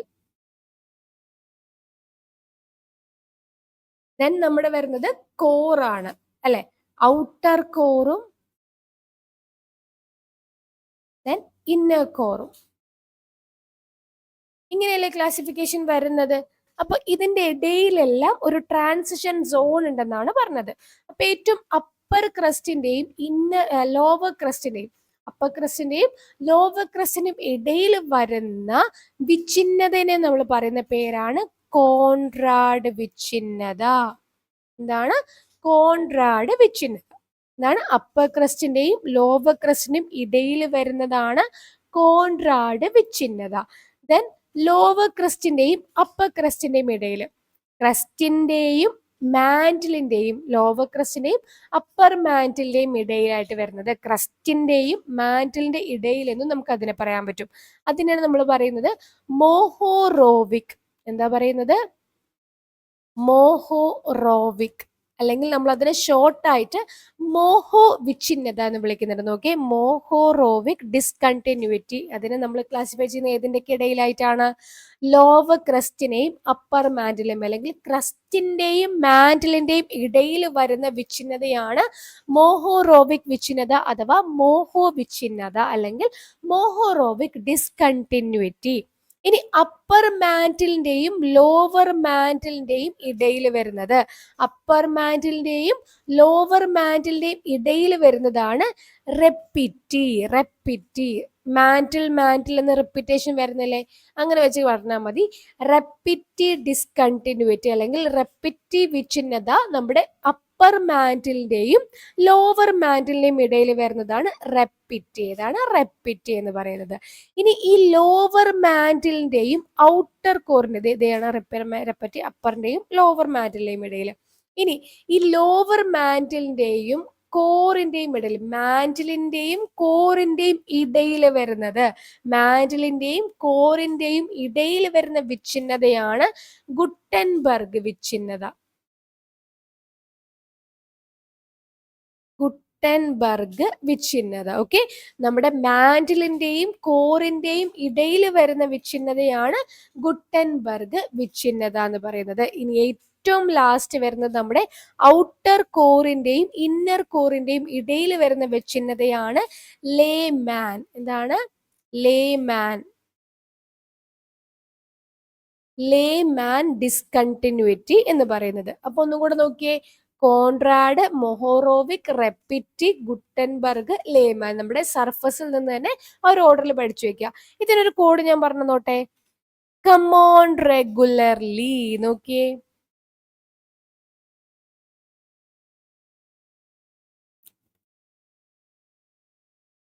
Come on regularly. അതില് കമോണിൽ ആദ്യം വരുന്നത് കോൺറാഡ് വിച്ഛിന്നത. പിന്നെ കമോൺ എന്ന് പറയുന്നതിന്റെ രണ്ടാമത് വരുന്നത് മോഹോ വിച്ഛിന്നത. ദെൻ റെഗുലർലിയിലെ ആദ്യം വരുന്നത് RE, റെപ്പിറ്റി വിച്ഛിന്നത. പിന്നെ നമ്മുടെ റെഗു അല്ല ഗൂൽ വരുന്നത് എന്താ? ഗുട്ടൻസ്ബർഗ് വിച്ഛിന്നത. പിന്നെ റെഗുലർലി എന്ന് വരുന്ന ലീ എന്താണ്? ലേമാൻസ് വിച്ഛിന്നതയാണ്. അപ്പൊ നമുക്ക് അങ്ങനെ വെച്ച് കണക്ട് ചെയ്യാം. ആ ഒരു ഓർഡറിൽ വെച്ച് തന്നെ കിട്ടും. കോൺറാഡ്, മോഹോ വിച്ഛിന്നത, ദെൻ റെപ്പിറ്റി, പിന്നെ നമ്മുടെ ഗുട്ടൻബർഗ്സ് വിച്ഛിന്നത, ലേമാൻസ് വിച്ഛിന്നത. അപ്പൊ കമോൺ റെഗുലർലി എന്നുള്ള ആ ഒരു ടേമിൽ നമുക്ക് എന്ത് ചെയ്യാൻ പറ്റും? ഇത് കണക്ട് ചെയ്യാനും പറ്റും. ഓക്കെ, അപ്പൊ അപ്പർ ക്രസ്റ്റും ലോവർ ക്രസ്റ്റും ഇടയിലായിട്ട് കോൺറാഡ് വിച്ഛിന്നത. നിങ്ങളോട് ഇങ്ങനെയും ചോദിക്കാം, സിയാലിനെയും സിമയെയും തമ്മിൽ വേർതിരിക്കുന്നത് എന്നുള്ള രീതിക്കും കോൺറാഡിനെ ചോദിക്കാം. സിയാലിനെയും സിമയെയും തമ്മിൽ വേർതിരിക്കുന്നത്, അതായത് നമ്മുടെ കോണ്ടിനെന്റൽ ക്രസ്റ്റിനെയും പിന്നെ നമ്മുടെ ഓഷ്യാനിക് ക്രസ്റ്റിനെയും നമ്മൾ വേർതിരിക്കുന്ന രീതിക്ക് എന്നുള്ള രീതിക്കും ഏതിനെ ചോദിക്കാം? കോൺറാഡ് വിച്ഛിന്നതയെ ചോദിക്കാം. പിന്നെ നമ്മുടെ ക്രസ്റ്റിനെയും മാന്റിലിനെയും വേർതിരിക്കുന്നത്, അല്ലെങ്കിൽ ലോവർ ക്രസ്റ്റിനെയും അപ്പർ മാന്റിലിനെയും വേർതിരിക്കുന്നത് മോഹോറോവിക് വിച്ഛിന്നത. പിന്നെ അപ്പർ മാന്റിലെയും ലോവർ മാന്റിലെയും വേർതിരിക്കുന്നത് റെപ്പിറ്റി. പിന്നെ മാന്റിലെയും കോറിനെയും തമ്മിൽ വേർതിരിക്കുന്നത്, അഥവാ ലോവർ മാന്റിലെയും ഔട്ടർ കോറിനെയും തമ്മിൽ വേർതിരിക്കുന്നതാണ് ഗുട്ടൻസ്ബർഗ് വിച്ഛിന്നത. പിന്നെ ഔട്ടർ കോറിനെയും ഇന്നർ കോറിനെയും വേർതിരിക്കുന്നതാണ് ലേമാൻസ് വിച്ഛിന്നത. അപ്പൊ നമുക്ക് കോഡ് എന്ത് പറയാം? Come on regularly. ഈ ചാപ്റ്ററിൽ ഇല്ല, പക്ഷെ നമ്മുടെ അടുത്ത് PSC ചോദിക്കാറുള്ള മേഖലയാണ്. അപ്പോൾ ഇതിവിടെ പഠിച്ചിട്ട് പോവാം. ഓക്കെ അല്ലേ? അപ്പൊ നമുക്ക് അടുത്ത മേഖലയിലേക്ക് പോകാം. നമ്മളിപ്പോ പറഞ്ഞ കാര്യം തന്നെയാണ്, വേറൊരു ഇമേജ് അവിടെ ആഡ് ചെയ്തതിനോട്. ഓക്കെ, ഇനി നമുക്ക് ശിലാമണ്ഡലവും അസ്തനോസ്ഫിയറും എന്താന്ന് പഠിക്കാം. എന്താണ് ലിത്തോസ്ഫിയറും അസ്തനോസ്ഫിയറും? നമ്മളിത് നമ്മുടെ പർവ്വതങ്ങളുടെ ചാപ്റ്ററിലെ ഉത്തരപർവ്വത മേഖലയുടെ ചാപ്റ്ററിൽ നമ്മൾ പഠിച്ചിരുന്നു എന്താണ് ശിലാമണ്ഡലം, എന്താണ് അസ്തനോസ്ഫിയർ നമ്മൾ പഠിച്ചിരുന്നു അല്ലെ. ഭൂവൽക്കത്തെയും മാന്റിലിന്റെ ഉപരിഭാഗത്തെയും നമ്മൾ ഒന്നിച്ച് വിളിക്കുന്നതിനെയാണ് എന്ത് പറയുന്നത്? ശിലാമണ്ഡലം അഥവാ ലിത്തോസ്ഫിയർ എന്ന് വിളിക്കുന്നത്. ഭൂവൽക്കത്തെയും മാന്റിലിന്റെ ഉപരിഭാഗത്തെയും ചേർത്തിട്ടാണ് നമ്മൾ എന്ത് വിളിക്കുന്നത്? ലിത്തോസ്ഫിയർ എന്ന് വിളിക്കുന്നത്. ഓക്കെ, നമ്മുടെ ടോട്ടൽ ക്രസ്റ്റും അതേപോലെ തന്നെ മാന്റിലിന്റെ ഉപരിബാൻഡിലെ ഏറ്റവും മുകൾ ഭാഗം, അപ്പർ മാന്റിൽ കംപ്ലീറ്റ് ആയിട്ടല്ല, അപ്പർ മോസ്റ്റ് മാന്റിലാണ്. ഓക്കെ, അപ്പൊ നമ്മുടെ അപ്പർ മാന്റിലിന്റെ മുകൾ ഭാഗവും ചേർന്നിട്ട് നമ്മുടെ ക്രസ്റ്റും അതേപോലെ തന്നെ നമ്മുടെ അപ്പർ മാന്റിലിന്റെ ഉപരിഭാഗവും അപ്പർ മോസ്റ്റ് ഭാഗവും ചേർന്നിട്ടാണ് എന്ത് വരുന്നത്? ലിത്തോസ്ഫിയർ വരുന്നത്, ശിലാമണ്ഡലം എന്ന് പറയുന്നത്. ഓക്കെ, ലിത്തോസ്ഫിയർ വരുന്നത് നമ്മുടെ ക്രസ്റ്റും അപ്പർ മാന്റിലിന്റെ അപ്പർ മോസ്റ്റ് ഭാഗവും ചേർന്നിട്ടാണ്, മാന്റിലിന്റെ ഉപരിഭാഗവും ചേർന്നിട്ടാണ് എന്ത് വരുന്നത്? നമ്മുടെ ലിത്തോസ്ഫിയർ വരുന്നത്. ഭൂവൽക്കവും മാന്റിലിന്റെ ഉപരിഭാഗത്തെയും ചേർത്തിട്ടാണ് നമ്മൾ എന്ത് വിളിക്കുന്നത്? ലിത്തോസ്ഫിയർ എന്ന് വിളിക്കുന്നത്. ഓക്കെ, ലിത്തോസ്ഫിയർ അഥവാ ശിലാമണ്ഡലം എന്ന് പറയുന്നത് ഭൂവൽക്കത്തെയും മാന്റിലിന്റെ ഉപരിഭാഗത്തെയും ചേർത്തിട്ടാണ് നമ്മൾ ലിത്തോസ്ഫിയർ എന്ന് വിളിക്കുന്നത്. ഇനി ഈ ശിലാമണ്ഡലത്തിന് താഴെയായിട്ട് ശിലാപദാർത്ഥങ്ങൾ ഉരുകി അർദ്ധദ്രാവകാവസ്ഥയിലാണ് കാണപ്പെടുന്നത്. ഈ അർദ്ധദ്രാവകാവസ്ഥയിൽ കാണപ്പെടുന്ന ഭാഗത്തിനെ നമ്മൾ എന്ത് വിളിക്കുന്നത്? അസ്തനോസ്ഫിയർ എന്ന് വിളിക്കുന്നത്. എന്താ വിളിക്കുന്നത്? അസ്തനോസ്ഫിയർ എന്നാണ് വിളിക്കുന്നത്. ശിലാപദാർത്ഥങ്ങൾ ഉരുകി അർദ്ധദ്രാവകാവസ്ഥയിൽ കാണപ്പെടുന്ന ഭാഗമാണ് അസ്തനോസ്ഫിയർ എന്ന് പറയുന്നത്. നമ്മുടെ അഗ്നിപർവ്വതങ്ങളുടെ പുറത്തെത്തുന്ന ശിലാദ്രവം എന്ന് പറയുന്നത് ലാവ എവിടുന്ന പുറപ്പെടുന്നത്? ഈ അസ്തനോസ്ഫിയറിൽ നിന്നുമാണ് പുറപ്പെടുന്നത്. അതിന്റെ ഉൾഭാഗത്തിരിക്കുമ്പോൾ അതിനെ നമ്മൾ മാഗ്മ എന്നാണ് വിളിക്കുന്നത്. ഈ മാഗ്മ നമ്മുടെ വോൾക്കാനിക് ഇറപ്ഷനിലൂടെ പുറത്തേക്ക് വരുന്ന സമയത്ത് നമ്മൾ അതിനെന്ത് വിളിക്കും? ലാവ എന്നും വിളിക്കും. ഓക്കെ, അപ്പൊ ഈ മാഗ്മ ഉള്ളത് എവിടെയാണ്? അസ്തനോസ്ഫിയറിൽ നിന്നുമാണ് ഇത് പുറത്തേക്ക് വരുന്നത് എന്ന് മനസ്സിലാക്കുക. അസ്തനോസ്ഫിയറിൽ നിന്നുമാണ് ഈ മാഗ്മ പുറത്തേക്ക് വന്ന് ലാവയായിട്ട് പുറത്തേക്ക് വരുന്നത്. ഓക്കെ അല്ലേ? അപ്പോ അസ്തനോസ്ഫിയറിന്റെ ഭാഗത്താണ് നമ്മുടെ ശിലകൾ ഉരുകി അർദ്ധദ്രാവക അവസ്ഥയിൽ നിലനിൽക്കുന്നത്. അപ്പൊ ശിലാമണ്ഡലവും അസ്തനോസ്ഫിയറും ക്ലിയർ ആയെന്ന് വിശ്വസിക്കുന്നു. ഇനി ഇവിടെ ഒരു ബോക്സിൽ ഫോസിലുകളെ കുറിച്ച് പറയുന്നുണ്ട്. പ്രാചീന കാലത്ത് നമ്മുടെ ഭൂമുഖത്തുണ്ടായിരുന്ന ജീവജാലങ്ങളുടെ അവശിഷ്ടങ്ങൾ നമ്മുടെ അവസാദ ശിലാപാളികൾക്കിടയിൽ, നമ്മുടെ സെഡിമെന്ററി റോക്സിന്റെ ഇടയിലായിട്ട് കാണപ്പെടുന്നുണ്ട്. ഇവയാണ് നമ്മൾ എന്ത് വിളിക്കുന്നത്? ഫോസിലുകൾ എന്ന് വിളിക്കുന്നത് അല്ലെ. നമ്മുടെ ഈ സെഡിമെന്ററി റോക്സിന്റെ ഇടയിലായിട്ട് ഈ ഒരു ജീവികളുടെ അവശിഷ്ടങ്ങൾ നിലനിന്നിട്ട് ഒരു ഫോസിൽ പോലെ, അതൊരു സംരക്ഷിക്കപ്പെടുന്ന പോലത്തെ ഒരു ഫോസിൽ പോലെ നിലനിൽക്കുകയാണ്. അപ്പോൾ പ്രാചീന കാലത്ത് ഭൂമുഖത്തുണ്ടായിരുന്ന ജീവിച്ച നമ്മുടെ ഡിനോസേഴ്സിനെ വരെ ഫോസിലുകൾ നമ്മൾ എന്ത് ചെയ്തിട്ടുണ്ട്? ഈ കാലഘട്ടത്തിൽ കണ്ടുപിടിച്ചിട്ടുണ്ട് അല്ലെ. അങ്ങനെ പ്രാചീന കാലത്ത് ഭൂമുഖത്ത് ഉണ്ടായിരുന്ന ജീവജാലങ്ങളുടെ അവശിഷ്ടങ്ങൾ അവസാദ ശിലാപാളികൾക്കിടയിൽ കാണപ്പെടുന്നുണ്ട്. ഇതിനെയാണ് നമ്മൾ എന്ത് വിളിക്കുന്നത്? ഫോസിലുകൾ എന്ന് വിളിക്കുന്നത്. ഇത് നമുക്ക് ഭൂമിയുടെ പൂർവ്വകാലത്തെ കുറിച്ച് പഠിക്കാനും മനസ്സിലാക്കാനും ശിലകളുടെ പഴക്കം നിർണ്ണയിക്കുന്നതിനെല്ലാം നമ്മൾ എന്ത് ഉപയോഗിക്കാറുണ്ട്? ഈ ഫോസിലുകൾ ഉപയോഗിക്കാറുണ്ട്. ഇനി നമ്മുടെ കൽക്കരി, അതുപോലെ തന്നെ പെട്രോളിയം, പ്രകൃതിവാതകം തുടങ്ങിയ പ്രാചീന കാല ജീവജാലങ്ങളുടെ അവശിഷ്ടങ്ങളിൽ നിന്നുമാണ് ഇതെല്ലാം രൂപപ്പെട്ടുള്ളത്. കൽക്കരി, പെട്രോളിയം, പ്രകൃതിവാതകം തുടങ്ങിയവയെല്ലാം എങ്ങനെയാണ് രൂപം കൊണ്ടിട്ടുള്ളത്? പ്രാചീന കാല ജീവജാലങ്ങളുടെ അവശിഷ്ടങ്ങളിൽ നിന്നും രൂപപ്പെട്ടിട്ടുള്ളതാണ്. അതുകൊണ്ട് തന്നെ നമ്മൾ ഇതിനെല്ലാം വിളിക്കുന്നത് എന്ത് പേരിലാ? ഫോസിൽ ഫ്യൂവൽസ് എന്നുള്ള പേരിലാണ് അല്ലെ വിളിക്കുന്നത്? ഫോസിൽ ഇന്ധനങ്ങൾ എന്നാണ് നമ്മൾ ഇതിനെ വിളിക്കാറുള്ളത്. ഓക്കെ അല്ലേ? അപ്പൊ അത് എക്സ്ട്രാ ആയിട്ട് നിങ്ങൾ എന്ത് ചെയ്യുക, മനസ്സിലാക്കി വെക്കുക. ഇനി അടുത്ത ഇമ്പോർട്ടന്റ് മേഖലയാണ് ശിലകൾ എന്ന് പറയുന്നത്. നമ്മുടെ ശിലകൾ ശിലകള് നമ്മുടെ ശിലകൾ കൊണ്ട് നിർമ്മിക്കപ്പെട്ടിട്ടുള്ള മേഖല ആയതുകൊണ്ടാണ് ലിത്തോസ്ഫിയർ നമ്മൾ എന്ത് വിളിക്കുന്നത്? ശിലാമണ്ഡലം എന്ന് വിളിക്കുന്നത് അല്ലെ. നമ്മുടെ ശിലകൾ കൊണ്ട് നിർമ്മിക്കപ്പെട്ടിരിക്കുന്നതിനാലാണ് ശിലാമണ്ഡലത്തിന് ആ ഒരു ലിത്തോസ്ഫിയർ അല്ലെങ്കിൽ ശിലാമണ്ഡലം എന്നുള്ള പേര് വന്നിട്ടുള്ളത്. നമ്മുടെ ഭൂമിക്ക് ചുറ്റും ഇഷ്ടം പോലെ വ്യത്യസ്ത നിറത്തിലും കാഠിന്യത്തിലുമുള്ള പല തരത്തിലുള്ള ശിലകൾ നമുക്ക് എന്ത് ചെയ്യാൻ കഴിയും? കാണുവാൻ കഴിയും അല്ലെ. ഈ ശിലകളിൽ നിന്നുമാണ് നമുക്ക് പലതരത്തിലുള്ള ധാതുക്കള് ഒക്കെ എന്ത് ചെയ്യുന്നത്? നമുക്ക് ലഭിക്കുന്നത്. മനുഷ്യന്മാര് പലതരത്തിലുള്ള ഖനികളിൽ നിന്നും പലതരത്തിലുള്ള മിനറൽ എക്സ്ട്രാക്ഷനിൽ നിന്നെല്ലാം നമുക്ക് നിരവധി ധാതുക്കൾ എന്ത് ചെയ്യുന്നുണ്ട്? ലഭ്യമാകുന്നുണ്ട് അല്ലെ.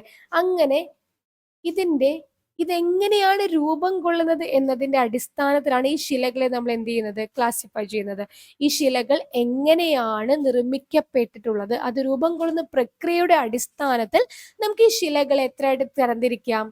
മൂന്നായിട്ട് ക്ലാസിഫൈ ചെയ്യാം. രൂപം കൊള്ളുന്ന പ്രക്രിയയുടെ അടിസ്ഥാനത്തിൽ നമുക്ക് ഈ ശിലകളെ മൂന്നായിട്ട് തരംതിരിക്കാം. ശിലകൾ എങ്ങനെയാണ് ഫോം ചെയ്യുന്നത് എന്നതിന്റെ അടിസ്ഥാനത്തിൽ നമുക്ക് എത്രയായിട്ട് ക്ലാസിഫൈ ചെയ്യാം? മൂന്നായിട്ട് ക്ലാസിഫൈ ചെയ്യും. അത് ഏതൊക്കെയാടാ മക്കളെ? ഒന്നെന്ന് പറയുന്നത് ആഗ്നേയ ശിലകൾ, ഇഗ്നിയസ് റോക്സ് ആണ്. ഒന്നാമത്തെ എന്ന് പറയുന്നത് ഇഗ്നിയസ് റോക്സ് ആണ്. രണ്ടാമത്തെ എന്ന് പറയുന്നത് അവസാദ ശിലകളാണ്, സെഡിമെന്ററി റോക്സ് ആണ്. രണ്ടാമത്തെ എന്ന് പറയുന്നത് സെഡിമെന്ററി റോക്സ് അഥവാ അവസാദ ശിലകളാണ്. ദെൻ മൂന്നാമത്തേതാണ് കായാന്തരിത ശിലകൾ. കായാന്തരിത ശിലകൾ അഥവാ മെറ്റാമോർഫിക് റോക്സ് ആണ് മൂന്നാമത്തേത് എന്ന് പറയുന്നത്. അങ്ങനെ മൂന്ന് തരത്തിലുള്ള റോക്സ് ആണുള്ളത്. ഒന്ന് ആഗ്നേയ ശിലകൾ, രണ്ട് അവസാദ ശിലകൾ, മൂന്നാമത്തേത് കായാന്തരിത ശിലകൾ. Igneous rocks, sedimentary rocks, metamorphic rocks എന്നിങ്ങനെ മൂന്ന് തരത്തിലുള്ള റോക്സ് ആണ് നിലവിലുള്ളത്. ഇത് എങ്ങനെയാണ് രൂപം കൊള്ളുന്നത് എന്നതിന്റെ അടിസ്ഥാനത്തിലാണ് എന്ത് ചെയ്തിട്ടുള്ളത്? നമ്മൾ ഇതിനെ ക്ലാസിഫൈ ചെയ്തിട്ടുള്ളത്. നമുക്ക് ആദ്യം ആഗ്നേയ ശിലകൾ എങ്ങനെയാണ് ഫോം ചെയ്തതെന്ന് നോക്കാം. നമ്മുടെ ഭൂവൽക്കത്തിലെ വിടവുകളിലൂടെ ഉയരുന്ന ഉരുകിയ ശിലാദ്രവ്യം ഈ നമ്മുടെ ഭൗമോപരിതലത്തിൽ വെച്ചോ അല്ലെങ്കിൽ ഭൂവൽക്കത്തിനുള്ളിൽ വെച്ചോ തണുത്തുറഞ്ഞ് രൂപം കൊള്ളുന്ന ശിലകളാണ് ആഗ്നേയ ശിലകൾ എന്ന് പറയുന്നത്. ഭൂമിക്ക് അകത്തുള്ള അസ്തനോസ്ഫിയറിൽ ഉരുകി കിടക്കുന്ന ആ ഒരു ശിലാദ്രവ്യമില്ലേ, ആ ശിലാദ്രവ്യം ഭൂവൽക്കത്തിലെ വിടവുകളിലൂടെ പുറത്തേക്ക് വരുന്നുണ്ട്. ഈ പുറത്തേക്ക് വരുമ്പോ ഇത് ഭൂമിക്കുള്ളിൽ വെച്ച് തന്നെയോ അല്ലെങ്കിൽ ഭൂമിക്ക് പുറത്ത് വെച്ചിട്ടോ എന്ത് ചെയ്യുന്നുണ്ട്? ഇത് തണുക്കുന്നുണ്ട്. ഭൂമിക്ക് അകത്ത് വെച്ച് തണുക്കുന്നതിന്റെ ഉദാഹരണമാണ് നമ്മുടെ ഗ്രാനൈറ്റ് എന്ന് പറയുന്നത്. നമ്മളത് നമ്മുടെ പ്ലാറ്റു എന്നുള്ള പാഠത്തിൽ നമ്മൾ പഠിച്ചിരുന്നു അല്ലെ. നമ്മുടെ ഭൂമിക്കകത്ത് നിന്നുള്ള ഈ ഒരു മാഗ്മ ഭൂമിക്കകത്ത് വെച്ചിട്ട് തന്നെ, ഭൂമിയുടെ ഉപരിതലത്തിന്റെ താഴെ വെച്ചിട്ട് തന്നെ തണുത്തുറഞ്ഞിട്ടാണ് എന്ത് രൂപം കൊള്ളുന്നത്? ഗ്രാനൈറ്റ് ശിലകൾ രൂപം കൊള്ളുന്നത്. എന്നാൽ ബസാൾട്ട് ശിലകൾ എങ്ങനെ രൂപം കൊള്ളുന്നത്? അത് വോൾക്കാനിക് റോക്സ് ആണ് അല്ലെ. വോൾക്കാനിക് ഇറപ്ഷനിലൂടെ പുറത്തേക്ക് വന്നിട്ട് അത് തണുത്തുറഞ്ഞ് രൂപം കൊള്ളുന്ന ശിലയാണ് ഏതെന്ന് പറയുന്നത്? ബസാൾട്ട് ശിലകൾ എന്ന് പറയുന്നത്. ഗ്രാനൈറ്റ് എന്ന് പറയുന്നത് ഭൂമിക്ക് അകത്ത് വെച്ചിട്ട് തന്നെ തണുത്തുറഞ്ഞ് ഫോം ചെയ്യുന്നതാണ്. ബസാൾട്ട് എന്ന് പറയുന്നതോ ഭൂമിക്ക് പുറത്തേക്ക് വന്നിട്ട് വോൾക്കാനിക് ഇറപ്ഷനിലൂടെ ഭൂമിക്ക് പുറത്തേക്ക് വന്ന ആ ലാവ തണുത്തുറഞ്ഞ് ഫോം ചെയ്യുന്നതാണ് എന്തെന്ന് പറയുന്നത്? ബസാൾട്ട് ശില എന്ന് പറയുന്നത്. അപ്പൊ ഭൂവൽക്കത്തിലെ വിടവുകളുടെ ഉയർന്ന ഉരുകിയ ശിലാദ്രവ്യം ഭൗമോപരിതലത്തിന്റെ ഉള്ളിൽ വെച്ചിട്ടോ അല്ലെങ്കിൽ ഭൂവൽക്കത്തിന് പുറത്ത് വെച്ചിട്ടോ തണുത്തുറഞ്ഞ രൂപം കൊള്ളുന്ന ശിലകളാണ് നമ്മൾ എന്ത് വിളിക്കുന്നത്? ആഗ്നേയ ശിലകൾ എന്ന് വിളിക്കുന്നത്. അപ്പൊ ആഗ്നേയ ശിലകൾക്ക് ഉദാഹരണം എന്ത് എന്ന് ചോദിക്കാം. ഗ്രാനൈറ്റും ബസാൾട്ടുമാണ് ആഗ്നേയ ശിലകൾക്ക് ഉദാഹരണം. അത് മാത്രമല്ല വേറെയും കുറെ എക്സാമ്പിൾസ് ഉണ്ട്. ഗ്രാബോ എന്നൊക്കെ പറയുന്ന പലതരത്തിലുള്ള എക്സാമ്പിൾസ് ഒക്കെ ആഗ്നേയ ശിലകൾക്കുണ്ട്. നമുക്ക് കൂടുതലായിട്ടും ചോദ്യം വന്നിട്ടുള്ളത് ഗ്രാനൈറ്റിനെ കുറിച്ചിട്ടും ബസാൾട്ടിനെ കുറിച്ചിട്ടുമാണ്. ഓക്കെ. അപ്പോ മറ്റെല്ലാ ശിലകളും, അതായത് ഈ നമ്മുടെ ആഗ്നേയ ശിലകളിൽ നിന്ന് ഫോം ചെയ്യുന്നതാണ് അവസാദ ശിലകളും അതുപോലെ തന്നെ കായാന്തര ശിലകളെല്ലാം ഫോം ചെയ്യുന്നത് നമ്മുടെ ആഗ്നേയ ശിലകളിൽ നിന്നും ആയതുകൊണ്ട്, ഈ ആഗ്നേയ ശിലകൾക്ക് രൂപമാറ്റം സംഭവിച്ച് രൂപം കൊള്ളുന്നത് കൊണ്ട് തന്നെ ഈ ആഗ്നേയ ശിലകളെ നമ്മൾ വിളിക്കുന്നത് പ്രാഥമിക ശിലകൾ എന്നാണ്. നമ്മൾ ശിലകളുടെ മാതാവ് എന്നും ഏതിനെ വിളിക്കാറുണ്ട്? ആഗ്നേയ ശിലകളെ വിളിക്കാറുണ്ട് അല്ലെ. മറ്റെല്ലാ ശിലകളും, അവസാദ ശിലകളായിക്കോട്ടെ കായാന്തരിത ശിലകളായിക്കോട്ടെ, രൂപം കൊള്ളുന്നത് ഈ ആഗ്നേയ ശിലകൾക്ക് രൂപമാറ്റം സംഭവിച്ചിട്ടാണ് ഫോം ചെയ്യുന്നത്. അതുകൊണ്ട് തന്നെ ഇതിനെ നമ്മൾ പ്രാഥമിക ശിലകൾ അഥവാ എന്ത് വിളിക്കാറുണ്ട്? ശിലകളുടെ മാതാവ് എന്ന് ആഗ്നേയ ശിലകളെ നമ്മൾ വിളിക്കാറുണ്ട്. ഇനി അടുത്തതാണ് അവസാദ ശിലകൾ. നമ്മുടെ ഏത് ശിലകളും ഓരോ കാലം കഴിയും തോറും ശിലകൾ എന്ത് സംഭവിക്കുന്നു? അത് ക്ഷയിച്ച് പൊടിയുന്നു അല്ലെ. കാലങ്ങൾ കഴിയും തോറും ഈ ശിലകൾ എന്ത് ചെയ്യുന്നു? പലതരത്തിലുള്ള വെതറിങ് പ്രോസസ്സ് കാരണം ക്ഷയിച്ച് എന്ത് ചെയ്യുന്നു? പൊടിയുന്നു. ഈ അവസാദങ്ങൾ താഴ്ന്ന പ്രദേശങ്ങളിൽ പാളി പാളിയായിട്ട് നിക്ഷേപിക്കപ്പെടുകയും പിന്നെ അവ സിമെന്റിഫിക്കേഷൻ അല്ലെങ്കിൽ ലിത്തിഫിക്കേഷൻ, അതായത് ഉറച്ചു പോവുകയാണ്. സിമെന്റ് പോലെ, സിമെന്റ് ഇട്ട് കുറെ ഇഷ്ടികൾ നമ്മൾ ഉറപ്പിക്കുന്നത് പോലെ ഈ ഒരു അവസാദത്തിന്റെ ലെയേഴ്സ് എന്ത് ചെയ്യാണ്? ഉറച്ചുറച്ചിട്ട് എന്ത് ഫോം ചെയ്യാണ്? അവസാദ ശിലകളായിട്ട് മാറുകയാണ്. ഓക്കെ. അപ്പൊ നമ്മുടെ ഈ ആഗ്നേയ ശിലകൾ മാത്രമല്ല കായാന്തരിത ശിലകളെല്ലാം പൊടിഞ്ഞിട്ട് ആ പൊടി, അതായത് അവസാദങ്ങൾ താഴ്ന്ന പ്രദേശങ്ങളിൽ പാളികളായിട്ട് നിക്ഷേപിക്കപ്പെടുകയും പിന്നീട് അത് ഉറച്ചിട്ട് വിവിധ തരം എന്തായി മാറുന്നു? അവസാദ ശിലകളായിട്ട് മാറുകയും ചെയ്യുന്നു. അപ്പൊ അതിന്റെ ഉദാഹരണങ്ങൾ എന്തൊക്കെയാന്ന് ചോദിക്കുകയാണെങ്കിൽ, ഒന്നാണ് മണൽക്കല്ലും ചുണ്ണാമ്പ് കല്ലും. മണൽക്കല്ലും ചുണ്ണാമ്പ് കല്ലുമാണ് ഏതിനുദാഹരണം? നമ്മുടെ സെഡിമെന്ററി റോക്സിന് ഉദാഹരണം. ലൈം സ്റ്റോൺ ഒക്കെ എന്ന് പറഞ്ഞു കേട്ടിട്ടില്ലേ? അതൊക്കെയാണ് നമ്മുടെ അവസാദ ശിലകൾക്ക് ഉദാഹരണമായിട്ട് വരുന്നത്. ഇത് പാളികളായിട്ട് രൂപപ്പെടുന്നത് കൊണ്ട് തന്നെ നമ്മൾ അവസാദ ശിലകളിൽ അടുക്ക് ശിലകൾ അതുപോലെ തന്നെ സ്ട്രാറ്റിഫൈഡ് റോക്സ് എന്നൊക്കെ വിളിക്കാറുണ്ട്. പാളികളായിട്ട് രൂപപ്പെടുന്നത് കൊണ്ട് അവസാദ ശിലകളെ നമ്മൾ എന്താ വിളിക്കുന്നത്? അടുക്ക് ശിലകൾ അഥവാ സ്ട്രാറ്റിഫൈഡ് റോക്സ് എന്ന് നമ്മൾ വിളിക്കാറുണ്ട്. ഓക്കെ. അപ്പോ അവസാദ ശിലകൾ എന്ന് പറയുന്നത് എന്തുവാണ്? നമ്മുടെ കാലത്തിനനുസരിച്ച് ശിലകൾ ക്ഷയിച്ച് പൊടിയുന്നു. ഈ അവസാദങ്ങൾ താഴ്ന്ന പ്രദേശങ്ങളിൽ പാളികളായിട്ട് നിക്ഷേപിക്കപ്പെട്ട് ഉറച്ചിട്ടാണ് അത് എന്തായി മാറുന്നത്? അവസാദ ശിലകളായിട്ട് മാറുന്നത്. എക്സാമ്പിൾ മറക്കല്ലേ? മണൽക്കല്ല്, ചുണ്ണാമ്പ് കല്ല്. നമുക്കറിയാം മണൽക്കല്ലും ചുണ്ണാമ്പ് കല്ലൊക്കെ നമുക്ക് എന്ത് ചെയ്യാൻ കഴിയും? പെട്ടെന്ന് തന്നെ പൊടിച്ച് കളയാൻ കഴിയും അല്ലെ. അപ്പൊ അങ്ങനെ വെച്ച് ഓർത്താൽ മതി. സെഡിമെന്റ്സ് ആണ്, നമുക്ക് ഈസി ആയിട്ട് അത് പൊടിച്ച് കളയാൻ പറ്റും എന്ന് ആലോചിച്ചാൽ മതി. അപ്പൊ മണൽക്കല്ല്, ചുണ്ണാമ്പ് കല്ല്, ഇതിനെ നമ്മൾ അടുക്ക് ശിലകൾ എന്നും വിളിക്കുന്നുണ്ട്. അടുത്തതാണ് കായാന്തരിത ശിലകൾ അല്ലെങ്കിൽ മെറ്റാമോർഫിക് റോക്സ് എന്ന് പറയുന്നത്. കായാന്തരിത ശിലകൾ അഥവാ മെറ്റാമോർഫിക് റോക്സ് ഇവിടെ എങ്ങനെയാ ഫോം ചെയ്യുന്നത്? നമ്മുടെ ആഗ്നേയ ശിലകളായിക്കോട്ടെ അവസാദ ശിലകളായിക്കോട്ടെ ഉയർന്ന മർദ്ദം മൂലമോ താപം മൂലമോ, ഉയർന്ന മർദ്ദ താപ വ്യതിയാനങ്ങൾ സംഭവിക്കുമ്പോൾ, അത് ടെൻഷൻ സംഭവിക്കുമ്പോൾ, ഹൈ പ്രഷർ ആ റോക്സിലേക്ക് എക്സേർട്ട് ചെയ്യപ്പെടുമ്പോഴോ ഹൈ പ്രഷർ ആ ശിലകളിലേക്ക് എക്സേർട്ട് ചെയ്യപ്പെടുമ്പോഴോ ഇതിന്റെ സ്ട്രക്ചറിൽ ഭൗതികമായിട്ടും രാസപരമായിട്ടും മാറ്റങ്ങൾക്ക് വിധേയമാകും.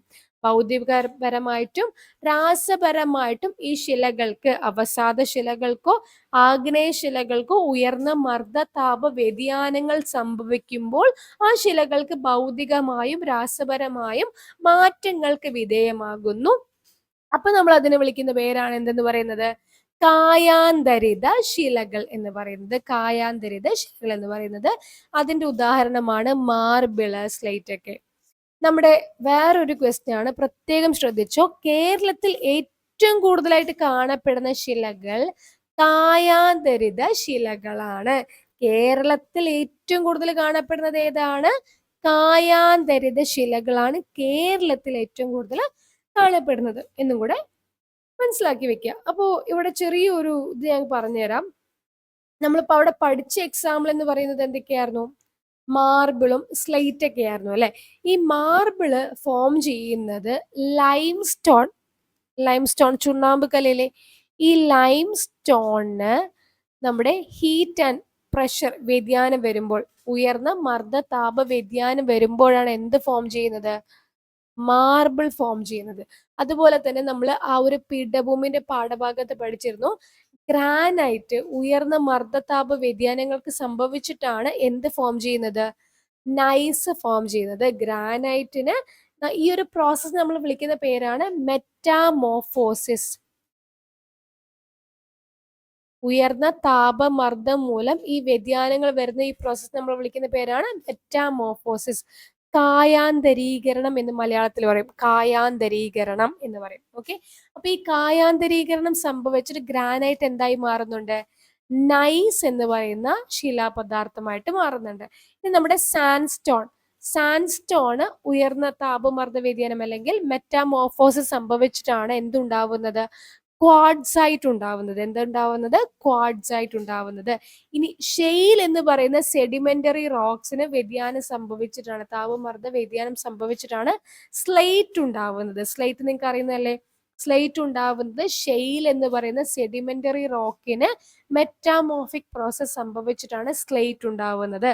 അതേപോലെ ലൈം സ്റ്റോണിന് കായാന്തരീകരണം സംഭവിച്ചിട്ടാണ് മാർബിൾ ഉണ്ടാവുന്നത്. ഇത്രയും എന്ത് ചെയ്യുക, നിങ്ങളൊന്ന് അറിഞ്ഞു വെച്ചേക്ക്. ഗ്രാനൈറ്റ് നൈസായി മാറുന്നു, ഷെയില് സ്ലേറ്റ് ആയി മാറുന്നു, ലൈം സ്റ്റോൺ മാർബിൾ ആയിട്ട് മാറുന്നു, സാൻഡ് സ്റ്റോൺ ക്വാർട്സൈറ്റ് ആയിട്ട് മാറുന്നു. ഓക്കെ അല്ലേ? അപ്പൊ നമ്മൾ 3 തരത്തിലുള്ള ശിലകളാണ് പഠിച്ചിരുന്നത്. ആഗ്നേയ ശിലകൾ അഥവാ ശിലകളുടെ മാതാവ് എന്നറിയപ്പെടുന്നു, പ്രൈമറി റോക്സ് എന്നൊക്കെ അറിയപ്പെടുന്നു, പ്രാഥമിക ശിലകൾ എന്നൊക്കെ അറിയപ്പെടുന്നു അല്ലെ. എന്തുകൊണ്ടാ? നമ്മുടെ ഭൂമിക്ക് അകത്തു നിന്നുള്ള ഉരുകിയ ശിലാദ്രവം ഭൂമിക്ക് ഉള്ളിൽ വെച്ചോ അല്ലെങ്കിൽ ഭൂമിയുടെ പുറത്ത് വെച്ചോ തണുത്തുറഞ്ഞ് രൂപപ്പെടുന്ന ശിലകളാണ് ആഗ്നേയ ശിലകൾ. ആദ്യം രൂപം കൊള്ളുന്ന ശിലകൾ ഇതായതുകൊണ്ട് ഇതിനെ നമ്മൾ എന്ത് വിളിക്കുന്നു? പ്രാഥമിക ശിലകൾ എന്ന് വിളിക്കുന്നു. ഗ്രാനൈറ്റും ബസാൾട്ടും ഇതൊരു ഉദാഹരണമാണ്. ഗ്രാനൈറ്റ് ഭൂമിക്ക് അകത്ത് വെച്ചാണ് തണുത്തുറയുന്നത്. ബസാൾട്ട് തണുത്തുറയുന്നത് വോൾക്കാനിക് ഇറപ്ഷനിലൂടെ പുറത്തു വരുന്ന ലാവ തണുത്തുറഞ്ഞിട്ടാണ് ബസാൾട്ട് ശിലകൾ ഫോം ചെയ്യുന്നത്. പിന്നെ അവസാദ ശിലകൾ അഥവാ സെഡിമെന്ററി റോക്സ്. കാലങ്ങൾ പോകുന്തോറും ഈ ശിലകൾ പൊടിഞ്ഞ് അപക്ഷം സംഭവിച്ച് പൊടിയുന്നു. ഈ ഒരു അവസാദങ്ങൾ താഴ്ന്ന പ്രദേശങ്ങളിൽ പാളി പാളിയെ നിക്ഷേപിക്കപ്പെടുകയും പിന്നീട് അവ ഉറച്ചിട്ടാണ് എന്തുണ്ടാവുന്നത്? അവസാദ ശിലകൾ ഫോം ചെയ്യുന്നത്. മണൽക്കലും ചുണ്ണാമ്പുകലും ഉദാഹരണമാണ്. അടുക്ക് ശിലകൾ എന്ന് നമ്മൾ ഇതിനെ വിളിക്കുന്നുണ്ട്. പിന്നെ അടുത്തത് കായാന്തരിത ശിലകളാണ്. ആഗ്നേയ ശിലകൾക്കോ അവസാദ ശിലകൾക്കോ ഉയർന്ന മർദ്ദ താപ വ്യതിയാനങ്ങൾ സംഭവിക്കുന്ന സമയത്ത് ഈ ശിലകൾക്ക് ഭൗതികമായിട്ടും രാസപരമായിട്ടും മാറ്റങ്ങൾക്ക് വിധേയമാകുന്നു. അങ്ങനെ ഇത് എന്തായി മാറുന്നു? കായാന്തരിത ശിലകളായിട്ട് മാറുന്നു. എക്സാമ്പിൾസ് ആണ് മാർബിളും സ്ലേറ്റും. കേരളത്തിൽ ഏറ്റവും കൂടുതൽ കാണപ്പെടുന്ന ശിലകൾ ഏതായിരുന്നടാ? കായാന്തരിത ശിലകളായിരുന്നു. ഇനി നമ്മൾ ഇത് എക്സ്ട്രാ ആയിട്ട് പഠിച്ചതായിരുന്നു. ഗ്രാനൈറ്റ് മെറ്റാമോർഫോസിസ് സംഭവിച്ചിട്ടാണ് നെയ്സ് രൂപം കൊള്ളുന്നത്. സാൻഡ്സ്റ്റോണിന് രൂപമാറ്റം സംഭവിച്ചിട്ടാണ് ക്വാർട്സൈറ്റ് ഫോം ചെയ്യുന്നത്. ഷെയിലിന് രൂപമാറ്റം സംഭവിച്ചിട്ടാണ് സ്ലേറ്റ് ഫോം ചെയ്യുന്നത്. ലൈംസ്റ്റോണിന് ഈ ഒരു മെറ്റാമോർഫോസിസ് സംഭവിച്ചിട്ടാണ് മാർബിൾ ഫോം ചെയ്യുന്നത്. അപ്പോൾ അടുത്ത ഇമ്പോർട്ടന്റ് ഭാഗമാണ് റോക്ക് സൈക്കിൾ അഥവാ ശിലാചക്രം എന്ന് പറയുന്നത്. ഓക്കെ, അപ്പൊ നമ്മൾ പറഞ്ഞു ആദ്യം ഫോം ചെയ്യുന്ന ആളെന്ന് പറയുന്നത് ആഗ്നേയ ശിലകളാണ്. ആദ്യം ഫോം ചെയ്യുന്നത് ആരാണ്? നമ്മുടെ മാഗ്മ തണുത്തുറഞ്ഞിട്ടാണ് ആഗ്നേയ ശില ഫോം ചെയ്യുന്നത്. നമ്മുടെ ഭൂമിക്ക് അകത്തു നിന്നും മാഗ്മയിൽ നിന്നും ലാവയിൽ നിന്നും എന്ത് ഫോം ചെയ്യുന്നു? ആഗ്നേയ ശില ഫോം ചെയ്യുന്നു. ഇപ്പൊ ഈ മാഗ്മ തണുത്തുറഞ്ഞിട്ടാണ് എന്ത് ഫോം ചെയ്യുന്നത്? ആഗ്നേയ ശിലകൾ ഫോം ചെയ്യുന്നത്. ഇത് കാലം പോകും തോറും ഇത് എന്ത് ചെയ്യുന്നു? പൊടിഞ്ഞ് ഡെബ്രിസ് ആവുന്നു, അവസാദങ്ങളാവുന്നു. ഈ അവസാദങ്ങൾ അടുക്കായിട്ട് അട്ടിയായിട്ട് ലെയർ ആയിട്ട് ഫോം ചെയ്യുകയും ഒരു ലിത്തിഫിക്കേഷൻ പ്രോസസ്, അതിന് നമ്മൾ പറയുന്ന പേരാണ് ലിത്തിഫിക്കേഷൻ. ഓക്കെ, അപ്പൊ ഈ ലിത്തിഫിക്കേഷൻ പ്രോസസ് സംഭവിക്കുക അടുക്കായിട്ട് അത് നിലകൊള്ളുകയും അത് ഉറച്ചിട്ടാണ് എന്ത് ഫോം ചെയ്യുന്നത്? അവസാദ ശിലകൾ അഥവാ സെഡിമെന്ററി റോക്സ് ഫോം ചെയ്യുന്നത്. ഈ സെഡിമെന്ററി റോക്സ് ഉയർന്ന മർദ്ദ താപ വ്യതിയാനങ്ങൾ സംഭവിക്കുമ്പോൾ എന്താവുന്നു? കായാന്തരിത ശിലകളാവുന്നു. അതുപോലെ തന്നെ ആഗ്നേയ ശിലകളും ഉയർന്ന മർദ്ദ താപ വ്യതിയാനം മൂലം എന്തായി മാറുന്നു? ഉയർന്ന മർദ്ദ താപ വ്യതിയാനം കാരണം ആഗ്നേയ ശിലകളും കായാന്തരിത ശിലകളായിട്ട് എന്ത് ചെയ്യുന്നുണ്ട്? മാറിപ്പോകുന്നുണ്ട്. ഓക്കെ അല്ലേ? അപ്പൊ നമ്മുടെ പൊടിഞ്ഞിട്ട് അടുക്കടുക്കായിട്ട് ഫോം ചെയ്ത് ലിത്തിഫിക്കേഷൻ പ്രോസസ്സ് ഫോം ചെയ്തിട്ടാണ് അവസാദ ശിലകൾ ഫോം ചെയ്യുന്നത്. ഈ അവസാദ ശിലകൾ ഉയർന്ന മർദ്ദതാപ വ്യതിയാനം മൂലമോ അല്ലെങ്കിൽ ആഗ്നേയ ശിലകൾ ഉയർന്ന മർദ്ദതാപ വ്യതിയാനം മൂലമോ കായാന്തരിത ശിലകളായിട്ട് ഫോം ചെയ്യുന്നു. ഇനി വീണ്ടും ഇത് ആഗ്നേയശിലയായിട്ട് എന്ത് ചെയ്യുന്നു, ഉരുകിയിട്ട് ശിലാദ്രവ്യമായി മാറുന്നുണ്ട്. പല പ്രോസസ്സിലെ ടെക്ടോണിക് പ്ലേറ്റുകൾ ഭൂമിക്കടിയിലൂടെ സബ്ഡക്ട് ചെയ്യുന്നത് മൂലമെല്ലാം എന്ത് ചെയ്യുന്നുണ്ട്, നമ്മുടെ ഈ ഒരു ശിലകളെല്ലാം ഈ വീണ്ടും മാഗ്മയുടെ ഭാഗമായിട്ട് മാറാറുണ്ട്. ഓക്കെ, അപ്പൊ അവസാദ ശിലകളും കായാന്തരിത ശിലകളെല്ലാം പല പ്രോസസ്സിലൂടെ വീണ്ടും ഉരുകി മാഗ്മയുടെ ഭാഗമാവുന്നു. വീണ്ടും അത് തണുത്തുറഞ്ഞ് എന്തായി മാറുന്നുണ്ട്, ആഗ്നേയ ശിലകളായി മാറുന്നുണ്ട്. അങ്ങനെ ഇതെല്ലാം എന്ത് ചെയ്യുന്നു, കണക്റ്റഡ് ആയിട്ടാണ് ഫോം ചെയ്യുന്നത്. കായാന്തരിത ശിലകളും വീണ്ടും പൊടിഞ്ഞിട്ട് ഡെബ്രിസ് ആവുന്നു, അതും എന്താവും, അവസാദ ശിലകളാവുന്നു. ഇതും വീണ്ടും പൊടിഞ്ഞ് വീണ്ടും വേറെ പ്രോസസ് എല്ലാം നടക്കുന്നു. അങ്ങനെ ഇത് ഒരു റിപ്പീറ്റഡ് സൈക്കിളാണ് എന്തെന്ന് പറയുന്നത്, റോക്ക് സൈക്കിൾ എന്ന് പറയുന്നത്. ആദ്യം ഫോം ചെയ്യുന്ന ആഗ്നേയശില, വീണ്ടും അത് പൊടിയുന്നു, അവസാദ ശിലയാവുന്നു, ആഗ്നേയശിലയും അവസാദ ശിലയും ഉയർന്ന മർദ്ദ താപ വ്യതിയാനം മൂലം കായാന്തരിത ശിലയാവുന്നു. പിന്നെ എന്തെങ്കിലുമൊക്കെ പ്രോസസ്സ് നടക്കുന്ന സമയത്ത് ഇവ വീണ്ടും നമ്മുടെ മാഗ്മയുടെ ഭാഗമാകുന്നു. ആ മാഗ്മ വീണ്ടും തണുത്തുറഞ്ഞ് ആഗ്നേയശിലയാകുന്നു. അപ്പൊ റോക്ക് സൈക്കിൾ എന്താണെന്ന് മനസ്സിലാക്കിയല്ലോ. അപ്പൊ ഇതാണ് നമ്മുടെ ശിലാചക്രം അഥവാ റോക്ക് സൈക്കിൾ എന്ന് പറയുന്നത്. അപ്പൊ പിന്നെ ഇവിടെ ഒരു ടേബിൾ തന്നിട്ടുണ്ട്. ആഗ്നേയശില എന്തായിട്ടാണ് അവസാദശിലയായി മാറുന്നത്, അവസാദശില എന്തായിട്ടാണ് ആഗ്നേയശിലയായി മാറുന്നത്, അങ്ങനെ വൈസ് വേഴ്സ അങ്ങോട്ടും ഇങ്ങോട്ടും ചോദിച്ചിട്ടുണ്ട്. ഓക്കെ, നമ്മുടെ ആഗ്നേയശില അവസാദശിലയായിട്ട് എങ്ങനെയാ മാറുന്നത്, ആഗ്നേയശില പൊടിഞ്ഞ് അടുക്കുകളായിട്ട് കട്ട പിടിച്ചിട്ടാണ് എന്തായി മാറുന്നത്, അവസാദശിലയായിട്ട് മാറുന്നത് അല്ലെ. ആഗ്നേയശില പൊടിഞ്ഞ് അടുക്കുകളായിട്ട് അതൊരു റോക്ക് പോലെ ഫോം ചെയ്തിട്ടാണ് അവസാദശിലകൾ ഫോം ചെയ്യുന്നത്. എന്നാൽ അവസാദശില വീണ്ടും ആഗ്നേയശിലയാവണമെങ്കിൽ എന്താവണം, അത് ഉരുകണം അല്ലെ. വീണ്ടും മാഗ്മയുടെ ഭാഗമായാൽ മാത്രമാണ് ആഗ്നേയശിലയായിട്ട് എന്ത് ചെയ്യുള്ളൂ, അത് ഫോം ചെയ്യുള്ളൂ. ഇനി കായാന്തരിത ശില ആഗ്നേയശിലയായി മാറണമെങ്കിൽ എന്ത് ചെയ്യണം, കായാന്തരിത ശില ഉരുകിയാൽ മാത്രമാണ് ആഗ്നേയശിലയായിട്ട് മാറുള്ളൂ. നമ്മുടെ അവസാദശിലയോ നമ്മുടെ കായാന്തരിത ശിലയോ ആഗ്നേയശിലയായിട്ട് തിരിച്ചു മാറണമെങ്കിൽ എന്ത് ചെയ്യണം, അത് ഉരുകി മാഗ്മയുടെ ഭാഗമായാൽ മാത്രമാണ് വീണ്ടും ആഗ്നേയശില എന്ത് ചെയ്യുള്ളൂ, ഫോം ചെയ്യുള്ളൂ. എന്നാൽ ആഗ്നേയശിലയ്ക്ക് കായാന്തരിത ശിലയാവണമെങ്കിൽ ഉയർന്ന ഉയർന്ന താപ വ്യതിയാനം സംഭവിക്കണം. അപ്പോഴാണ് അതിന് രാസികമായിട്ടും ഭൗതികമായിട്ടും മാറ്റങ്ങൾ വന്ന് ആഗ്നേയശില എന്തായി മാറുന്നത്, കായാന്തരിത ശിലയായിട്ട് മാറുന്നത്. ഉയർന്ന മർദ്ദ താപ വ്യതിയാനം സംഭവിച്ചാലാണ് ആഗ്നേയശില എന്തായി മാറുന്നത്, കായാന്തരിത ശിലയായിട്ട് മാറുന്നത്. ഇനി അവസാദ ശില എങ്ങനെയാ കായാന്തരിത ശിലയാവുന്നത്, സെയിം പ്രോസസ്സാണ്.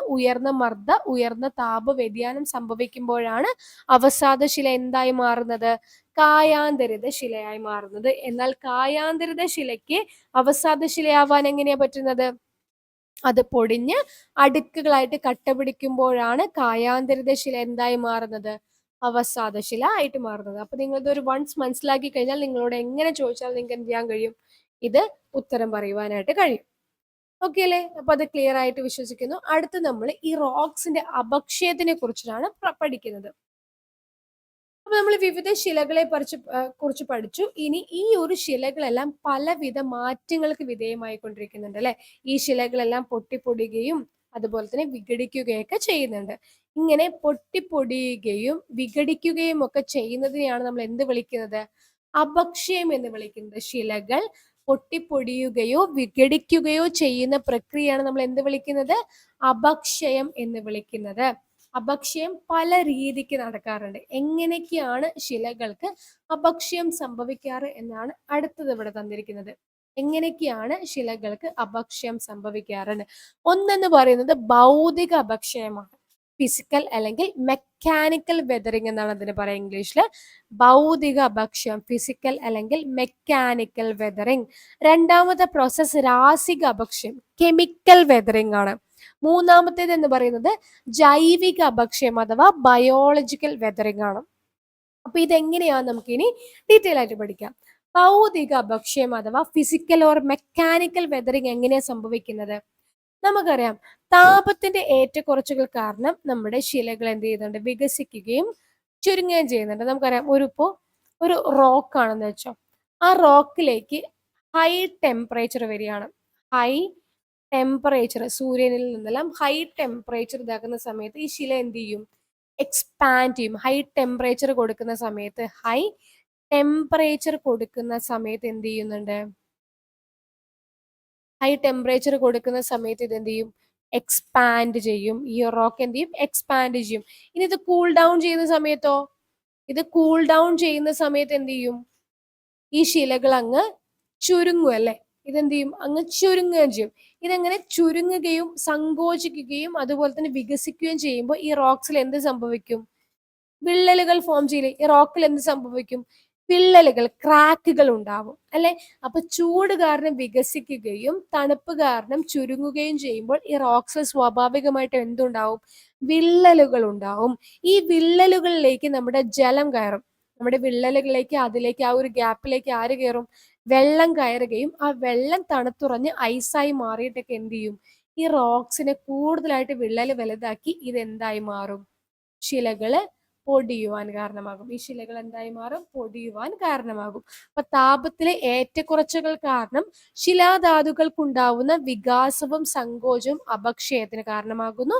കൂടാതെ വിള്ളലുകൾക്കുള്ളില് ജലം തണുത്തുറയുന്നത് കൊണ്ട് ശിലകൾ പൊടിയാറുമുണ്ട്. അങ്ങനെയാണ് ഒരു ഭൗതിക അല്ലെങ്കിൽ ഫിസിക്കൽ അല്ലെങ്കിൽ മെക്കാനിക്കൽ വെതറിങ് സംഭവിക്കുന്നത്. അടുത്തത് രാസിക. രാസിക എന്ന് പറയുമ്പോൾ നമുക്ക് ആ പേര് തന്നെ കിട്ടും, കെമിക്കൽ വെതറിങ് അല്ലെ? രാസിക പക്ഷെ എങ്ങനെ സംഭവിക്കുന്നത്? ഒരു റിയാക്ഷൻ അവിടെ സംഭവിക്കുകയാണ് അല്ലെ? എന്ത് റിയാക്ഷൻ ആണ്? നമ്മുടെ ഓക്സിജൻ, കാർബൺ ഡൈ ഓക്സൈഡ്, ജലം ഒക്കെ, ഓക്സിജൻ, കാർബൺ ഡൈ ഓക്സൈഡ്, ജലം തുടങ്ങിയവ നമ്മുടെ ശിലകളിലെ ധാതുക്കളുമായിട്ട് രാസപ്രവർത്തനത്തിൽ ഏർപ്പെടുകയും ശിലകളിൽ രാസപരമായിട്ടുള്ള വിഘടനത്തിന് കാരണമാവുകയും ചെയ്യുന്നു. ഇങ്ങനെയാണ് ഓക്സിജൻ, കാർബൺ ഡൈ ഓക്സൈഡ്, ജലം തുടങ്ങിയവ നമ്മുടെ ശിലകളിലെ ധാതുക്കളുമായിട്ട് രാസപ്രവർത്തനത്തിൽ ഏർപ്പെടുകയും ശിലകളിൽ രാസപരമായിട്ട് വിഘടനത്തിന് കാരണമാവുകയും ചെയ്യുന്നുണ്ട്. നമ്മുടെ ഓക്സിജനുമായിട്ട് ഇന്ററാക്ട് ചെയ്യുന്ന സമയത്ത്, കാർബൺ ഡൈ ഓക്സൈഡായിട്ട് ഇന്ററാക്ട് ചെയ്യുന്ന സമയത്ത്, വെള്ളവുമായിട്ട് ഇന്ററാക്ട് ചെയ്യുന്ന സമയത്ത് ഒക്കെ എന്ത് ചെയ്യുന്നുണ്ട്? ഈ കെമിക്കൽ വെതറിങ് സംഭവിക്കുന്നുണ്ട്. അത് എന്ത് ചെയ്യുന്നു? ശിലകൾ പൊടിയുവാൻ കാരണമാകുന്നുണ്ട്.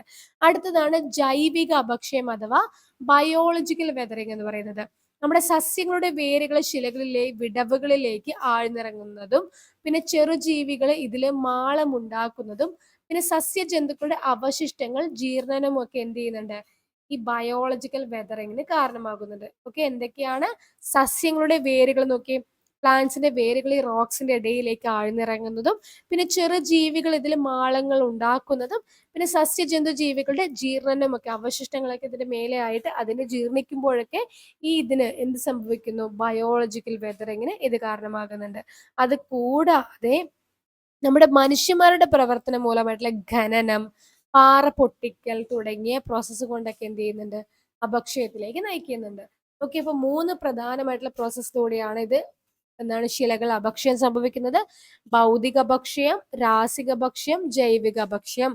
ഭൗതിക അപക്ഷയം എന്ന് പറയുന്നത് താപത്തിലുള്ള ഏറ്റക്കുറച്ചിൽ കാരണം ഇതിൽ വിള്ളൽ ഉണ്ടാവുന്നു. ആ വിള്ളലിലേക്ക് ജലമൊക്കെ കയറിയിട്ട് ഈ ശിലകൾ എന്ത് ചെയ്യുന്നു? പൊടിയുന്നു. പിന്നെ ഓക്സിജൻ, കാർബൺ ഡൈ ഓക്സൈഡ്, ജലം തുടങ്ങിയ ഘടകങ്ങളുടെ റിയാക്ഷൻ, ധാതുക്കളുടെ റിയാക്ഷനുമായിട്ട് സംഭവിച്ചിട്ട് രാസിക അപക്ഷയം സംഭവിക്കുന്നു. ജൈവിക അപക്ഷയം എങ്ങനെയാ? വേരുകൾ കടന്നിട്ട് ചെറുജീവികൾ മാളങ്ങൾ ഉണ്ടാക്കിയിട്ട് പിന്നെ ഈ സസ്യജന്തു ജീവികളുടെ ജീർണനമൊക്കെ അപക്ഷയത്തിന് കാരണമാകുന്നു. പിന്നെ മനുഷ്യന്മാരെങ്ങനെയാ ചെയ്യുന്നത്? ഖനനം, പാറ പൊട്ടിക്കല്, പിന്നെ മനുഷ്യ പ്രവർത്തനങ്ങളൊക്കെ കാരണം അപക്ഷയത്തിലേക്ക് എന്ത് ചെയ്യുന്നുണ്ട്? ഇത് നയിക്കുന്നുണ്ട്. ഓക്കെ, അപ്പോൾ മനുഷ്യന്മാർ എങ്ങനെയൊക്കെയാണ് സഹായിക്കുന്നതെന്നാണ് കാണിക്കുന്നത്. ദേ പാറ പൊട്ടിച്ചിട്ടും ഖനനം ചെയ്തിട്ടും കുന്നിടിച്ചിട്ടും ഒക്കെയാണ് അല്ലെ? പാറ പൊട്ടിക്കല്, ഖനനം, കുന്നിടിക്കലൊക്കെ ഏതിൽ വരും? ഈ ഒരു പ്രോസസ്സിൽ വരും അല്ലെ? അപ്പൊ ഈ അപക്ഷയ പ്രവർത്തനങ്ങൾ മനുഷ്യന്മാരെ എങ്ങനെയൊക്കെ സഹായിക്കുന്നത്? എന്തിനാ മനുഷ്യന്മാരെ കടന്ന് പാറ പൊട്ടിക്കാനും ഖനനം ചെയ്യാനൊക്കെ നിൽക്കുന്നത്? നമ്മള് ശിലകളിലെ ധാതുക്കളെ വേർതിരിക്കാൻ വേണ്ടിയിട്ടാണ് അല്ലെ? നമുക്ക് പലതരത്തിലുള്ള മിനറൽസിനെ എക്സ്ട്രാക്ട് ചെയ്തെടുക്കണം. പിന്നെ ഖനന പ്രവർത്തനങ്ങൾക്ക് സഹായിക്കുന്നുണ്ട്. പിന്നെ അപക്ഷയം മണ്ണിന്റെ രൂപീകരണത്തിനും എന്ത് ചെയ്യുന്നുണ്ട്? സഹായിക്കുന്നുണ്ട്. അപ്പൊ ശിലകളിലെ ധാതുക്കള് വേർതിരിക്കാനും ഈ ഒരു അപക്ഷയ പ്രവർത്തനം നമ്മൾ സഹായിക്കുന്നുണ്ട്. ഖനന പ്രവർത്തനങ്ങളെ സഹായിക്കുന്നുണ്ട്.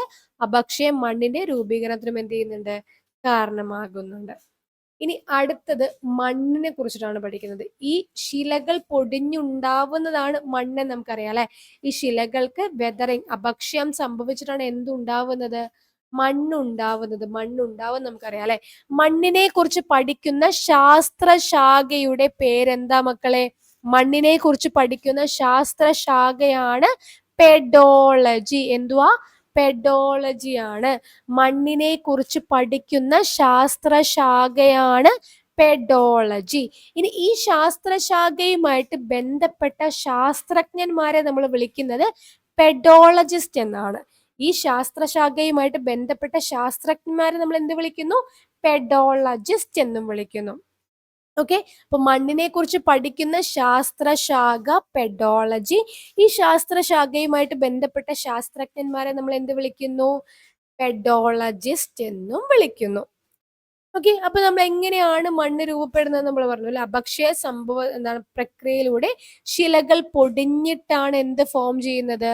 നമ്മുടെ മണ്ണ് ഫോം ചെയ്യുന്നത് അല്ലെ. അപ്പൊ കുറേ കാലത്തെ പ്രോസസ്സ് കൊണ്ടാണ് എന്ത് ഫോം ചെയ്യുന്നത്? നമ്മുടെ മണ്ണ് ഫോം ചെയ്യുന്നത്. 1 ഇഞ്ച് കനത്തിൽ മണ്ണ് രൂപപ്പെടാൻ 1000-ലധികം വർഷങ്ങൾ വേണ്ടിവരും. 1 ഇഞ്ച് കനത്തിൽ മണ്ണ് രൂപപ്പെടാനാണ് എത്ര വർഷം വേണ്ടി വരുന്നത്? 1000-ലധികം വർഷങ്ങൾ വേണ്ടി വരുന്നത്. ഇനി ഈ മണ്ണിന്റെ രൂപീകരണത്തെ സ്വാധീനിക്കുന്ന ഘടകങ്ങൾ എന്തൊക്കെയാണെന്നാണ് അടുത്ത് പറഞ്ഞിരിക്കുന്നത്. മണ്ണിന്റെ രൂപീകരണത്തെ സ്വാധീനിക്കുന്ന ഘടകങ്ങളാണ്: 1 കാലാവസ്ഥ, 2 ഭൂപ്രകൃതി, 3 സസ്യങ്ങളും ജന്തുക്കളും, പിന്നെ സമയം, മാതൃശില. സമയം, സസ്യങ്ങളും ജന്തുക്കളും, കാലാവസ്ഥ, ഭൂപ്രകൃതി എന്നിവയൊക്കെയാണ് നമ്മുടെ മണ്ണിന്റെ രൂപീകരണത്തെ സ്വാധീനിക്കുന്ന ഘടകങ്ങൾ. ഒന്നും കൂടെ പറഞ്ഞേ: കാലാവസ്ഥ, ഭൂപ്രകൃതി, സസ്യങ്ങളും ജന്തുക്കളും, സമയം, മാതൃശില. ഇനി ഇതൊക്കെ എങ്ങനെയാണ് സ്വാധീനിക്കുന്നത് എന്നും കൂടെ നമുക്ക് നോക്കാം. ആദ്യം നമുക്ക് കാലാവസ്ഥ എങ്ങനെയാണ് ഇതിനെ സ്വാധീനിക്കുന്നത് നോക്കാം. കാലാവസ്ഥ എങ്ങനെയാണ് നമ്മുടെ മണ്ണിന്റെ രൂപീകരണത്തെ സഹായിക്കുന്നത്? കാലാവസ്ഥ 2 രീതിക്കുണ്ട് അല്ലെ. തണുപ്പേറിയ സാഹചര്യങ്ങളുണ്ട്, മിതമായിട്ടുള്ള സാഹചര്യങ്ങളുണ്ട്. തണുപ്പേറിയ സാഹചര്യങ്ങളിൽ മണ്ണിന്റെ രൂപീകരണം എങ്ങനെയായിരിക്കും? സാവധാനത്തിലായിരിക്കും. തണുപ്പേറിയ സാഹചര്യങ്ങളിൽ മണ്ണിന്റെ രൂപീകരണം എങ്ങനെയായിരിക്കും? സാവധാനത്തിലായിരിക്കും. എന്നാൽ ചൂടും ഈർപ്പവുമുള്ള കാലാവസ്ഥയോ? ചൂടും ഈർപ്പവുമുള്ള കാലാവസ്ഥ എങ്ങനെ സഹായിക്കുന്നത്?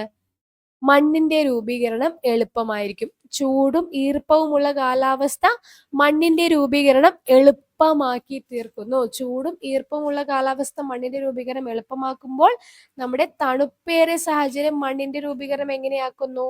സാവധാനത്തിലാണ് ആക്കുന്നത്. അപ്പൊ അങ്ങനെയാണ് കാലാവസ്ഥ മണ്ണിന്റെ രൂപീകരണത്തിനെ ബാധിക്കുന്നത്. ഓക്കെ, അപ്പൊ അതൊരു ഘടകമായിട്ട് നിലനിൽക്കുന്നു.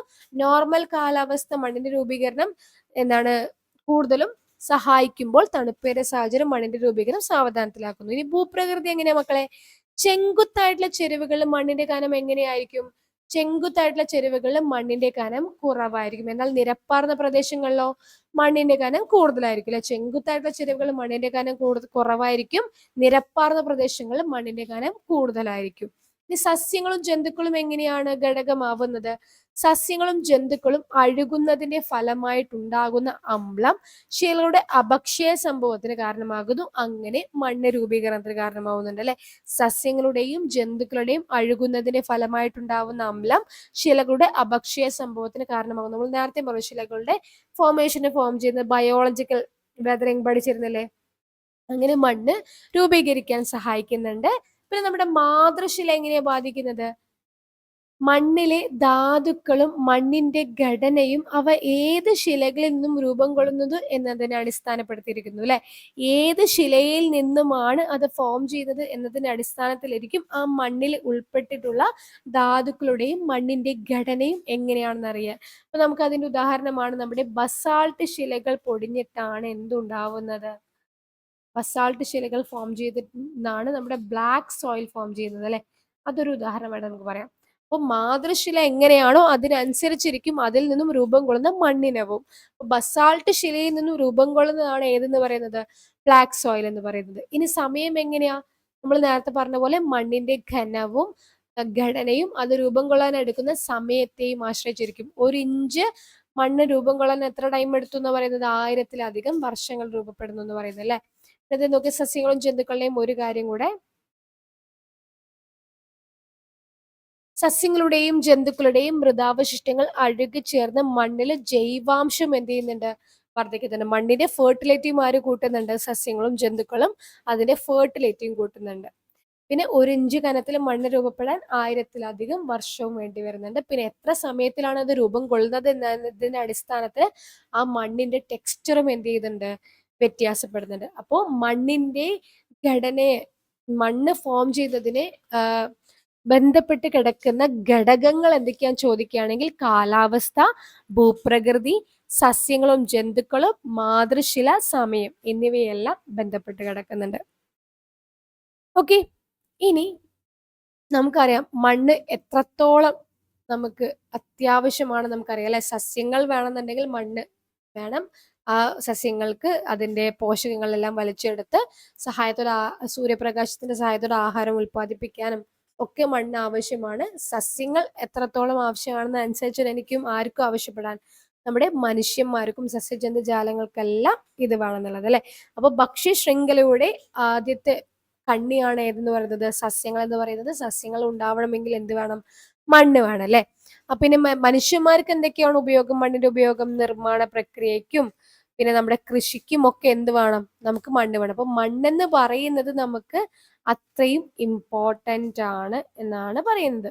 പിന്നെ ഇവിടെ ഒരു ടേബിൾ പറഞ്ഞിട്ടുണ്ട് ഇന്ത്യയിലുള്ള മണ്ണിനങ്ങൾ, കേരളത്തിലുള്ള മണ്ണിനങ്ങൾ. അതൊക്കെ നിങ്ങൾക്ക് ജസ്റ്റ് ചെയ്യാവുന്ന കാര്യങ്ങളുള്ളൂ. കേരളത്തിലെ ഏറ്റവും കൂടുതൽ കാണപ്പെടുന്ന മണ്ണിനം ഏതാണ്? ലാറ്ററൈറ്റ് മണ്ണിനമാണ്. പിന്നെ ഏറ്റവും കൂടുതൽ കൃഷിക്ക് എന്താണ് നമുക്ക് സഹായകമായിട്ടുള്ള മണ്ണാണ് എക്കൽ മണ്ണ് എന്നൊക്കെ പറയുന്നത്. അതൊക്കെ നിങ്ങൾക്ക് അറിയുന്ന കാര്യമാണ്. പിന്നെ ഇവിടെ മണ്ണ് മരിക്കുന്നു എന്ന് പറയുന്നത് നമുക്കറിയാം. ഇപ്പൊ മണ്ണെന്ന് പറയുന്നത് പൊല്യൂഷന്റെ അണ്ടറിൽ വരുന്ന കാര്യമാണ് അല്ലെ. ഏറ്റവും കൂടുതൽ മലിനമാക്കപ്പെട്ടിരിക്കുന്ന ഒരു സംഭവമാണ് നമ്മുടെ മണ്ണെന്ന് പറയുന്നത്. പിന്നെ നമ്മുടെ മനുഷ്യന്മാരുടെ പ്രക്രിയ ഏതൊക്കെയാ? വന നശീകരണം, കുന്നിടിക്കല്, അശാസ്ത്രീയമായിട്ടുള്ള കാർഷിക പ്രവർത്തനങ്ങൾ തുടങ്ങിയ മനുഷ്യ പ്രവർത്തനങ്ങൾ മൂലം മണ്ണിന് ശോഷണം സംഭവിക്കുന്നുണ്ട്. നമുക്കറിയാം മരങ്ങൾ എങ്ങനെയാണ് മണ്ണിനെ പ്രൊട്ടക്ട് ചെയ്യുന്നത്? മരങ്ങളുടെ വേരുകൾ മണ്ണിനെ ഒരു വല കൊണ്ടെന്ന പോലെ തടഞ്ഞു നിർത്തുന്നുണ്ട്. അപ്പൊ ആ മരങ്ങൾ നമ്മൾ വെട്ടി നിർത്തിയാലോ? വെട്ടി അങ്ങ് കളഞ്ഞു കഴിഞ്ഞാൽ ആ മണ്ണ് എന്ത് ചെയ്യും? അങ്ങ് ഒലിച്ചങ്ങ് പോകും അല്ലെ. ഒലിച്ചങ്ങ് ജലാശയങ്ങളിലും അങ്ങ് കടലിലൊക്കെ അങ്ങ് എന്ത് ചെയ്യും? പോയി ചേരും. അപ്പൊ നമ്മുടെ ടോപ്പ് സോയിൽ അങ്ങ് എന്ത് ചെയ്യും? വാഷ് ഓഫ് ആയിട്ട് പോകും. വാഷ് ഓഫ് ആയി പോയി കഴിഞ്ഞാൽ പിന്നെ നമുക്ക് എന്തിനേലും പറ്റുമോ? ഈ ടോപ്പ് സോയിൽ ഉള്ളത് കൊണ്ടാണ് ഇതില് എന്തുണ്ടാവുന്നത്? സസ്യങ്ങളൊക്കെ വളരുന്നത് അല്ലെ. അങ്ങനെ നമ്മുടെ മനുഷ്യന്മാർ തന്നെയാണ് കടും കൃഷി പോലുള്ള പ്രവർത്തനങ്ങളും ഒക്കെ ചെയ്തിട്ട് നമ്മുടെ മണ്ണിനെ ഇഞ്ചിഞ്ചായിട്ട് കൊല്ലുന്നത്. ഓക്കെ, ഇനി എങ്ങനെയൊക്കെയാണ് പൊല്യൂട്ട് ചെയ്യുന്നത് എന്ന് കുറച്ച് പോയിന്റിൽ ഇവിടെ തന്നിട്ട് നമുക്ക് അതൊന്ന് വായിച്ചു നോക്കാം. പ്രകൃതിയിലെ ജൈവപരമായിട്ടുള്ള ജീർണന പ്രക്രിയയ്ക്ക് വിധേയമാക്കാത്ത പ്ലാസ്റ്റിക് പോലുള്ളവ മണ്ണിന്റെ മലിനീകരണത്തിന് കാരണമാകുന്നു. നമുക്കറിയാം ഈ പ്ലാസ്റ്റിക് എന്താവില്ല? നമ്മുടെ മണ്ണിൽ ലയിച്ചു ചേരില്ല അല്ലെ. അപ്പൊ ആ പ്ലാസ്റ്റിക് നമ്മുടെ മണ്ണിന് അത്രയ്ക്കും ദോഷകരമാണ്. എന്നാലും നമ്മൾ പ്ലാസ്റ്റിക്കിന്റെ ഉപയോഗം എന്ത് ചെയ്യുന്നില്ല? ഒട്ടും തന്നെ കുറച്ചിട്ടില്ല. നമ്മൾ അതെന്ത് ചെയ്യുന്നു? അലക്ഷ്യമായിട്ട് മണ്ണിലേക്ക് വലിച്ചെറിയാണ് ചെയ്യുന്നത് അല്ലെ. പിന്നെ മണ്ണിന്റെ ഘടനയെ മാറ്റിമറിക്കുന്ന അമിതമായിട്ടുള്ള രാസവള പ്രയോഗങ്ങൾ നമ്മൾ കൂടുതലായിട്ട് നമ്മുടെ പ്ലാന്റ്സിന് എന്താണ് നമ്മുടെ കൃഷിയിൽ എന്തുപയോഗിക്കുന്നു? രാസവള പ്രയോഗങ്ങൾ, കെമിക്കൽ ഫെർട്ടിലൈസേഴ്സ് ഒക്കെ അമിതമായിട്ട് ഉപയോഗിക്കുമ്പോൾ നമ്മുടെ മണ്ണിന് എന്താ സംഭവിക്കുന്നത്? മണ്ണിന്റെ സ്വാഭാവികമായിട്ടുള്ള ആ ഒരു ജൈവാംശം എല്ലാം അതുകൊണ്ട് നഷ്ടപ്പെടുകയാണ് അല്ലെ ചെയ്യുന്നത്. പിന്നെ അശാസ്ത്രീയപരമായിട്ടുള്ള നിർമ്മാണ പ്രക്രിയ, ഖനന പ്രവർത്തനങ്ങളൊക്കെ നമ്മുടെ മണ്ണിനെ എന്ത് ചെയ്യുന്നു? നശിപ്പിച്ചുകൊണ്ടിരിക്കുന്നുണ്ട്. പിന്നെ കൃഷിഭൂമിക്കല്ലാതെ ഈ കൃഷിക്കല്ലാത്ത പ്രവർത്തനങ്ങൾക്കായിട്ട് മണ്ണ് ഉപയോഗിക്കുന്നത്. പിന്നെ വൻതോതിൽ മണ്ണിലേക്ക് മലിനജലം ഒഴുക്കുന്നതും എന്താക്കുന്നുണ്ട്? മണ്ണിനെ പൊല്യൂട്ട് ചെയ്യുന്നുണ്ട്. പിന്നെ അമിതമായിട്ടുള്ള കന്നുകാലി മേച്ചില്, കാരണം അവിടുത്തെ സസ്യങ്ങളെല്ലാം എന്ത് ചെയ്യുന്നു? നശിച്ചു പോകുന്നു. അങ്ങനെ അവിടുത്തെ മണ്ണ് എന്ത് ചെയ്യുന്നു? നശിക്കാനും കാരണമാകുന്നുണ്ട്. ഇനി എങ്ങനെയൊക്കെയാണ് നമുക്ക് ഈ മണ്ണ് സംരക്ഷിക്കാൻ കഴിയുക എന്നതാണ് അടുത്തത് പറഞ്ഞിരിക്കുന്നത്. അത് നമ്മള് മുൻപ് പറഞ്ഞിരുന്നു. ഈ മേൽമണ്ണ് നഷ്ടമായി കഴിഞ്ഞാൽ പിന്നെ അവിടെ അവശേഷിക്കുന്നത് എന്തായിരിക്കും? ഊഷര ഭൂമിയായിരിക്കും. വെറും മണലായിരിക്കും അല്ലെ. നമ്മുടെ മരുഭൂമിയിലൊക്കെ ഉള്ള പോലത്തെ മണല് ഊഷര ഭൂമിയായിരിക്കും, അല്ലെങ്കിൽ പാറ നിരപ്പായിരിക്കും അല്ലെ. അപ്പൊ ഈ മേൽമണ്ണ് ഉണ്ടായാൽ മാത്രമാണ് അവിടെ നമ്മുടെ സസ്യങ്ങൾ വളരുകയുള്ളൂ അല്ലെ. അപ്പൊ അതിന് മേൽമണ്ണ് അത്യാവശ്യമാണ്. അപ്പൊ ഈ മണ്ണിനെ നമുക്ക് പ്രൊട്ടക്ട് ചെയ്യാൻ വേണ്ടിയിട്ട് നമുക്ക് എന്ത് ചെയ്യണം? വനനശീകരണം തടയണം. പിന്നെ വിള പരിവൃത്തി, അതായത് നമ്മൾ കൂടുതലായിട്ട് എന്ത് ചെയ്യണം? നമ്മുടെ ഈ കെമിക്കൽ ഫെർട്ടിലൈസേഴ്സും കാര്യങ്ങളൊന്നും നമ്മൾ ഉപയോഗിക്കാതെ എന്ത് ചെയ്യണം, നമ്മുടെ മണ്ണിനെ പ്രൊട്ടക്ട് ചെയ്യണം. പിന്നെ മലഞ്ചെരുവുകളിൽ തട്ടായിട്ടുള്ള കൃഷി വേണം കൾട്ടിവേറ്റ് ചെയ്യാൻ. പിന്നെ തടയണ നിർമ്മാണം, പിന്നെ നമ്മൾ കല്ല് കയ്യാല, കയറ് ഭൂവസ്ത്രം പോലുള്ള കാര്യങ്ങളൊക്കെ പഠിച്ചിരുന്നില്ലേ, അതൊക്കെ നമുക്ക് മണ്ണിനെ സംരക്ഷിക്കാനായിട്ട് ഉപയോഗിക്കാം.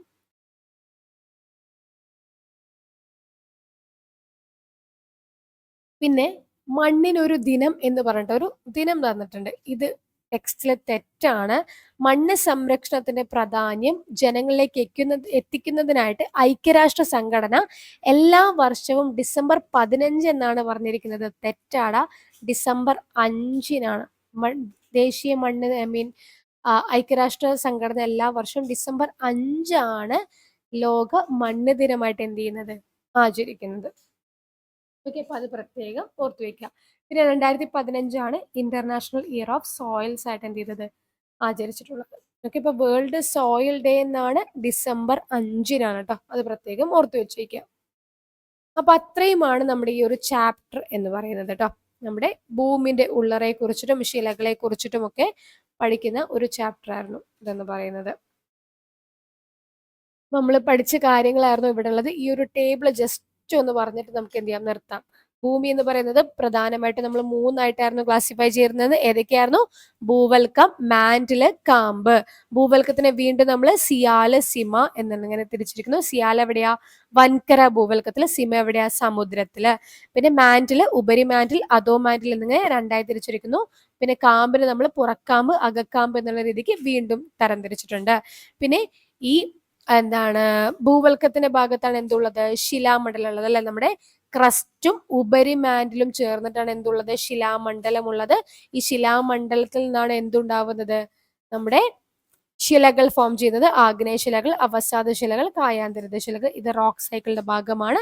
ഇത് അപക്ഷയം സംഭവിച്ചിട്ടാണ് എന്ത് ഫോം ചെയ്യുന്നത്? ഭൗതികവും രാസികവും ജൈവികവുമായിട്ടുള്ള ഇത് ഫോം ചെയ്തിട്ടാണ് മണ്ണ് രൂപീകരിക്കുന്നത്. പിന്നെ മണ്ണ് ശോഷണത്തെ കുറിച്ചിട്ടും മണ്ണ് സംരക്ഷണത്തിനെ കുറിച്ചിട്ടുമാണ് നമ്മൾ ഈ ചാപ്റ്ററിൽ ഡിസ്കസ് ചെയ്തത്.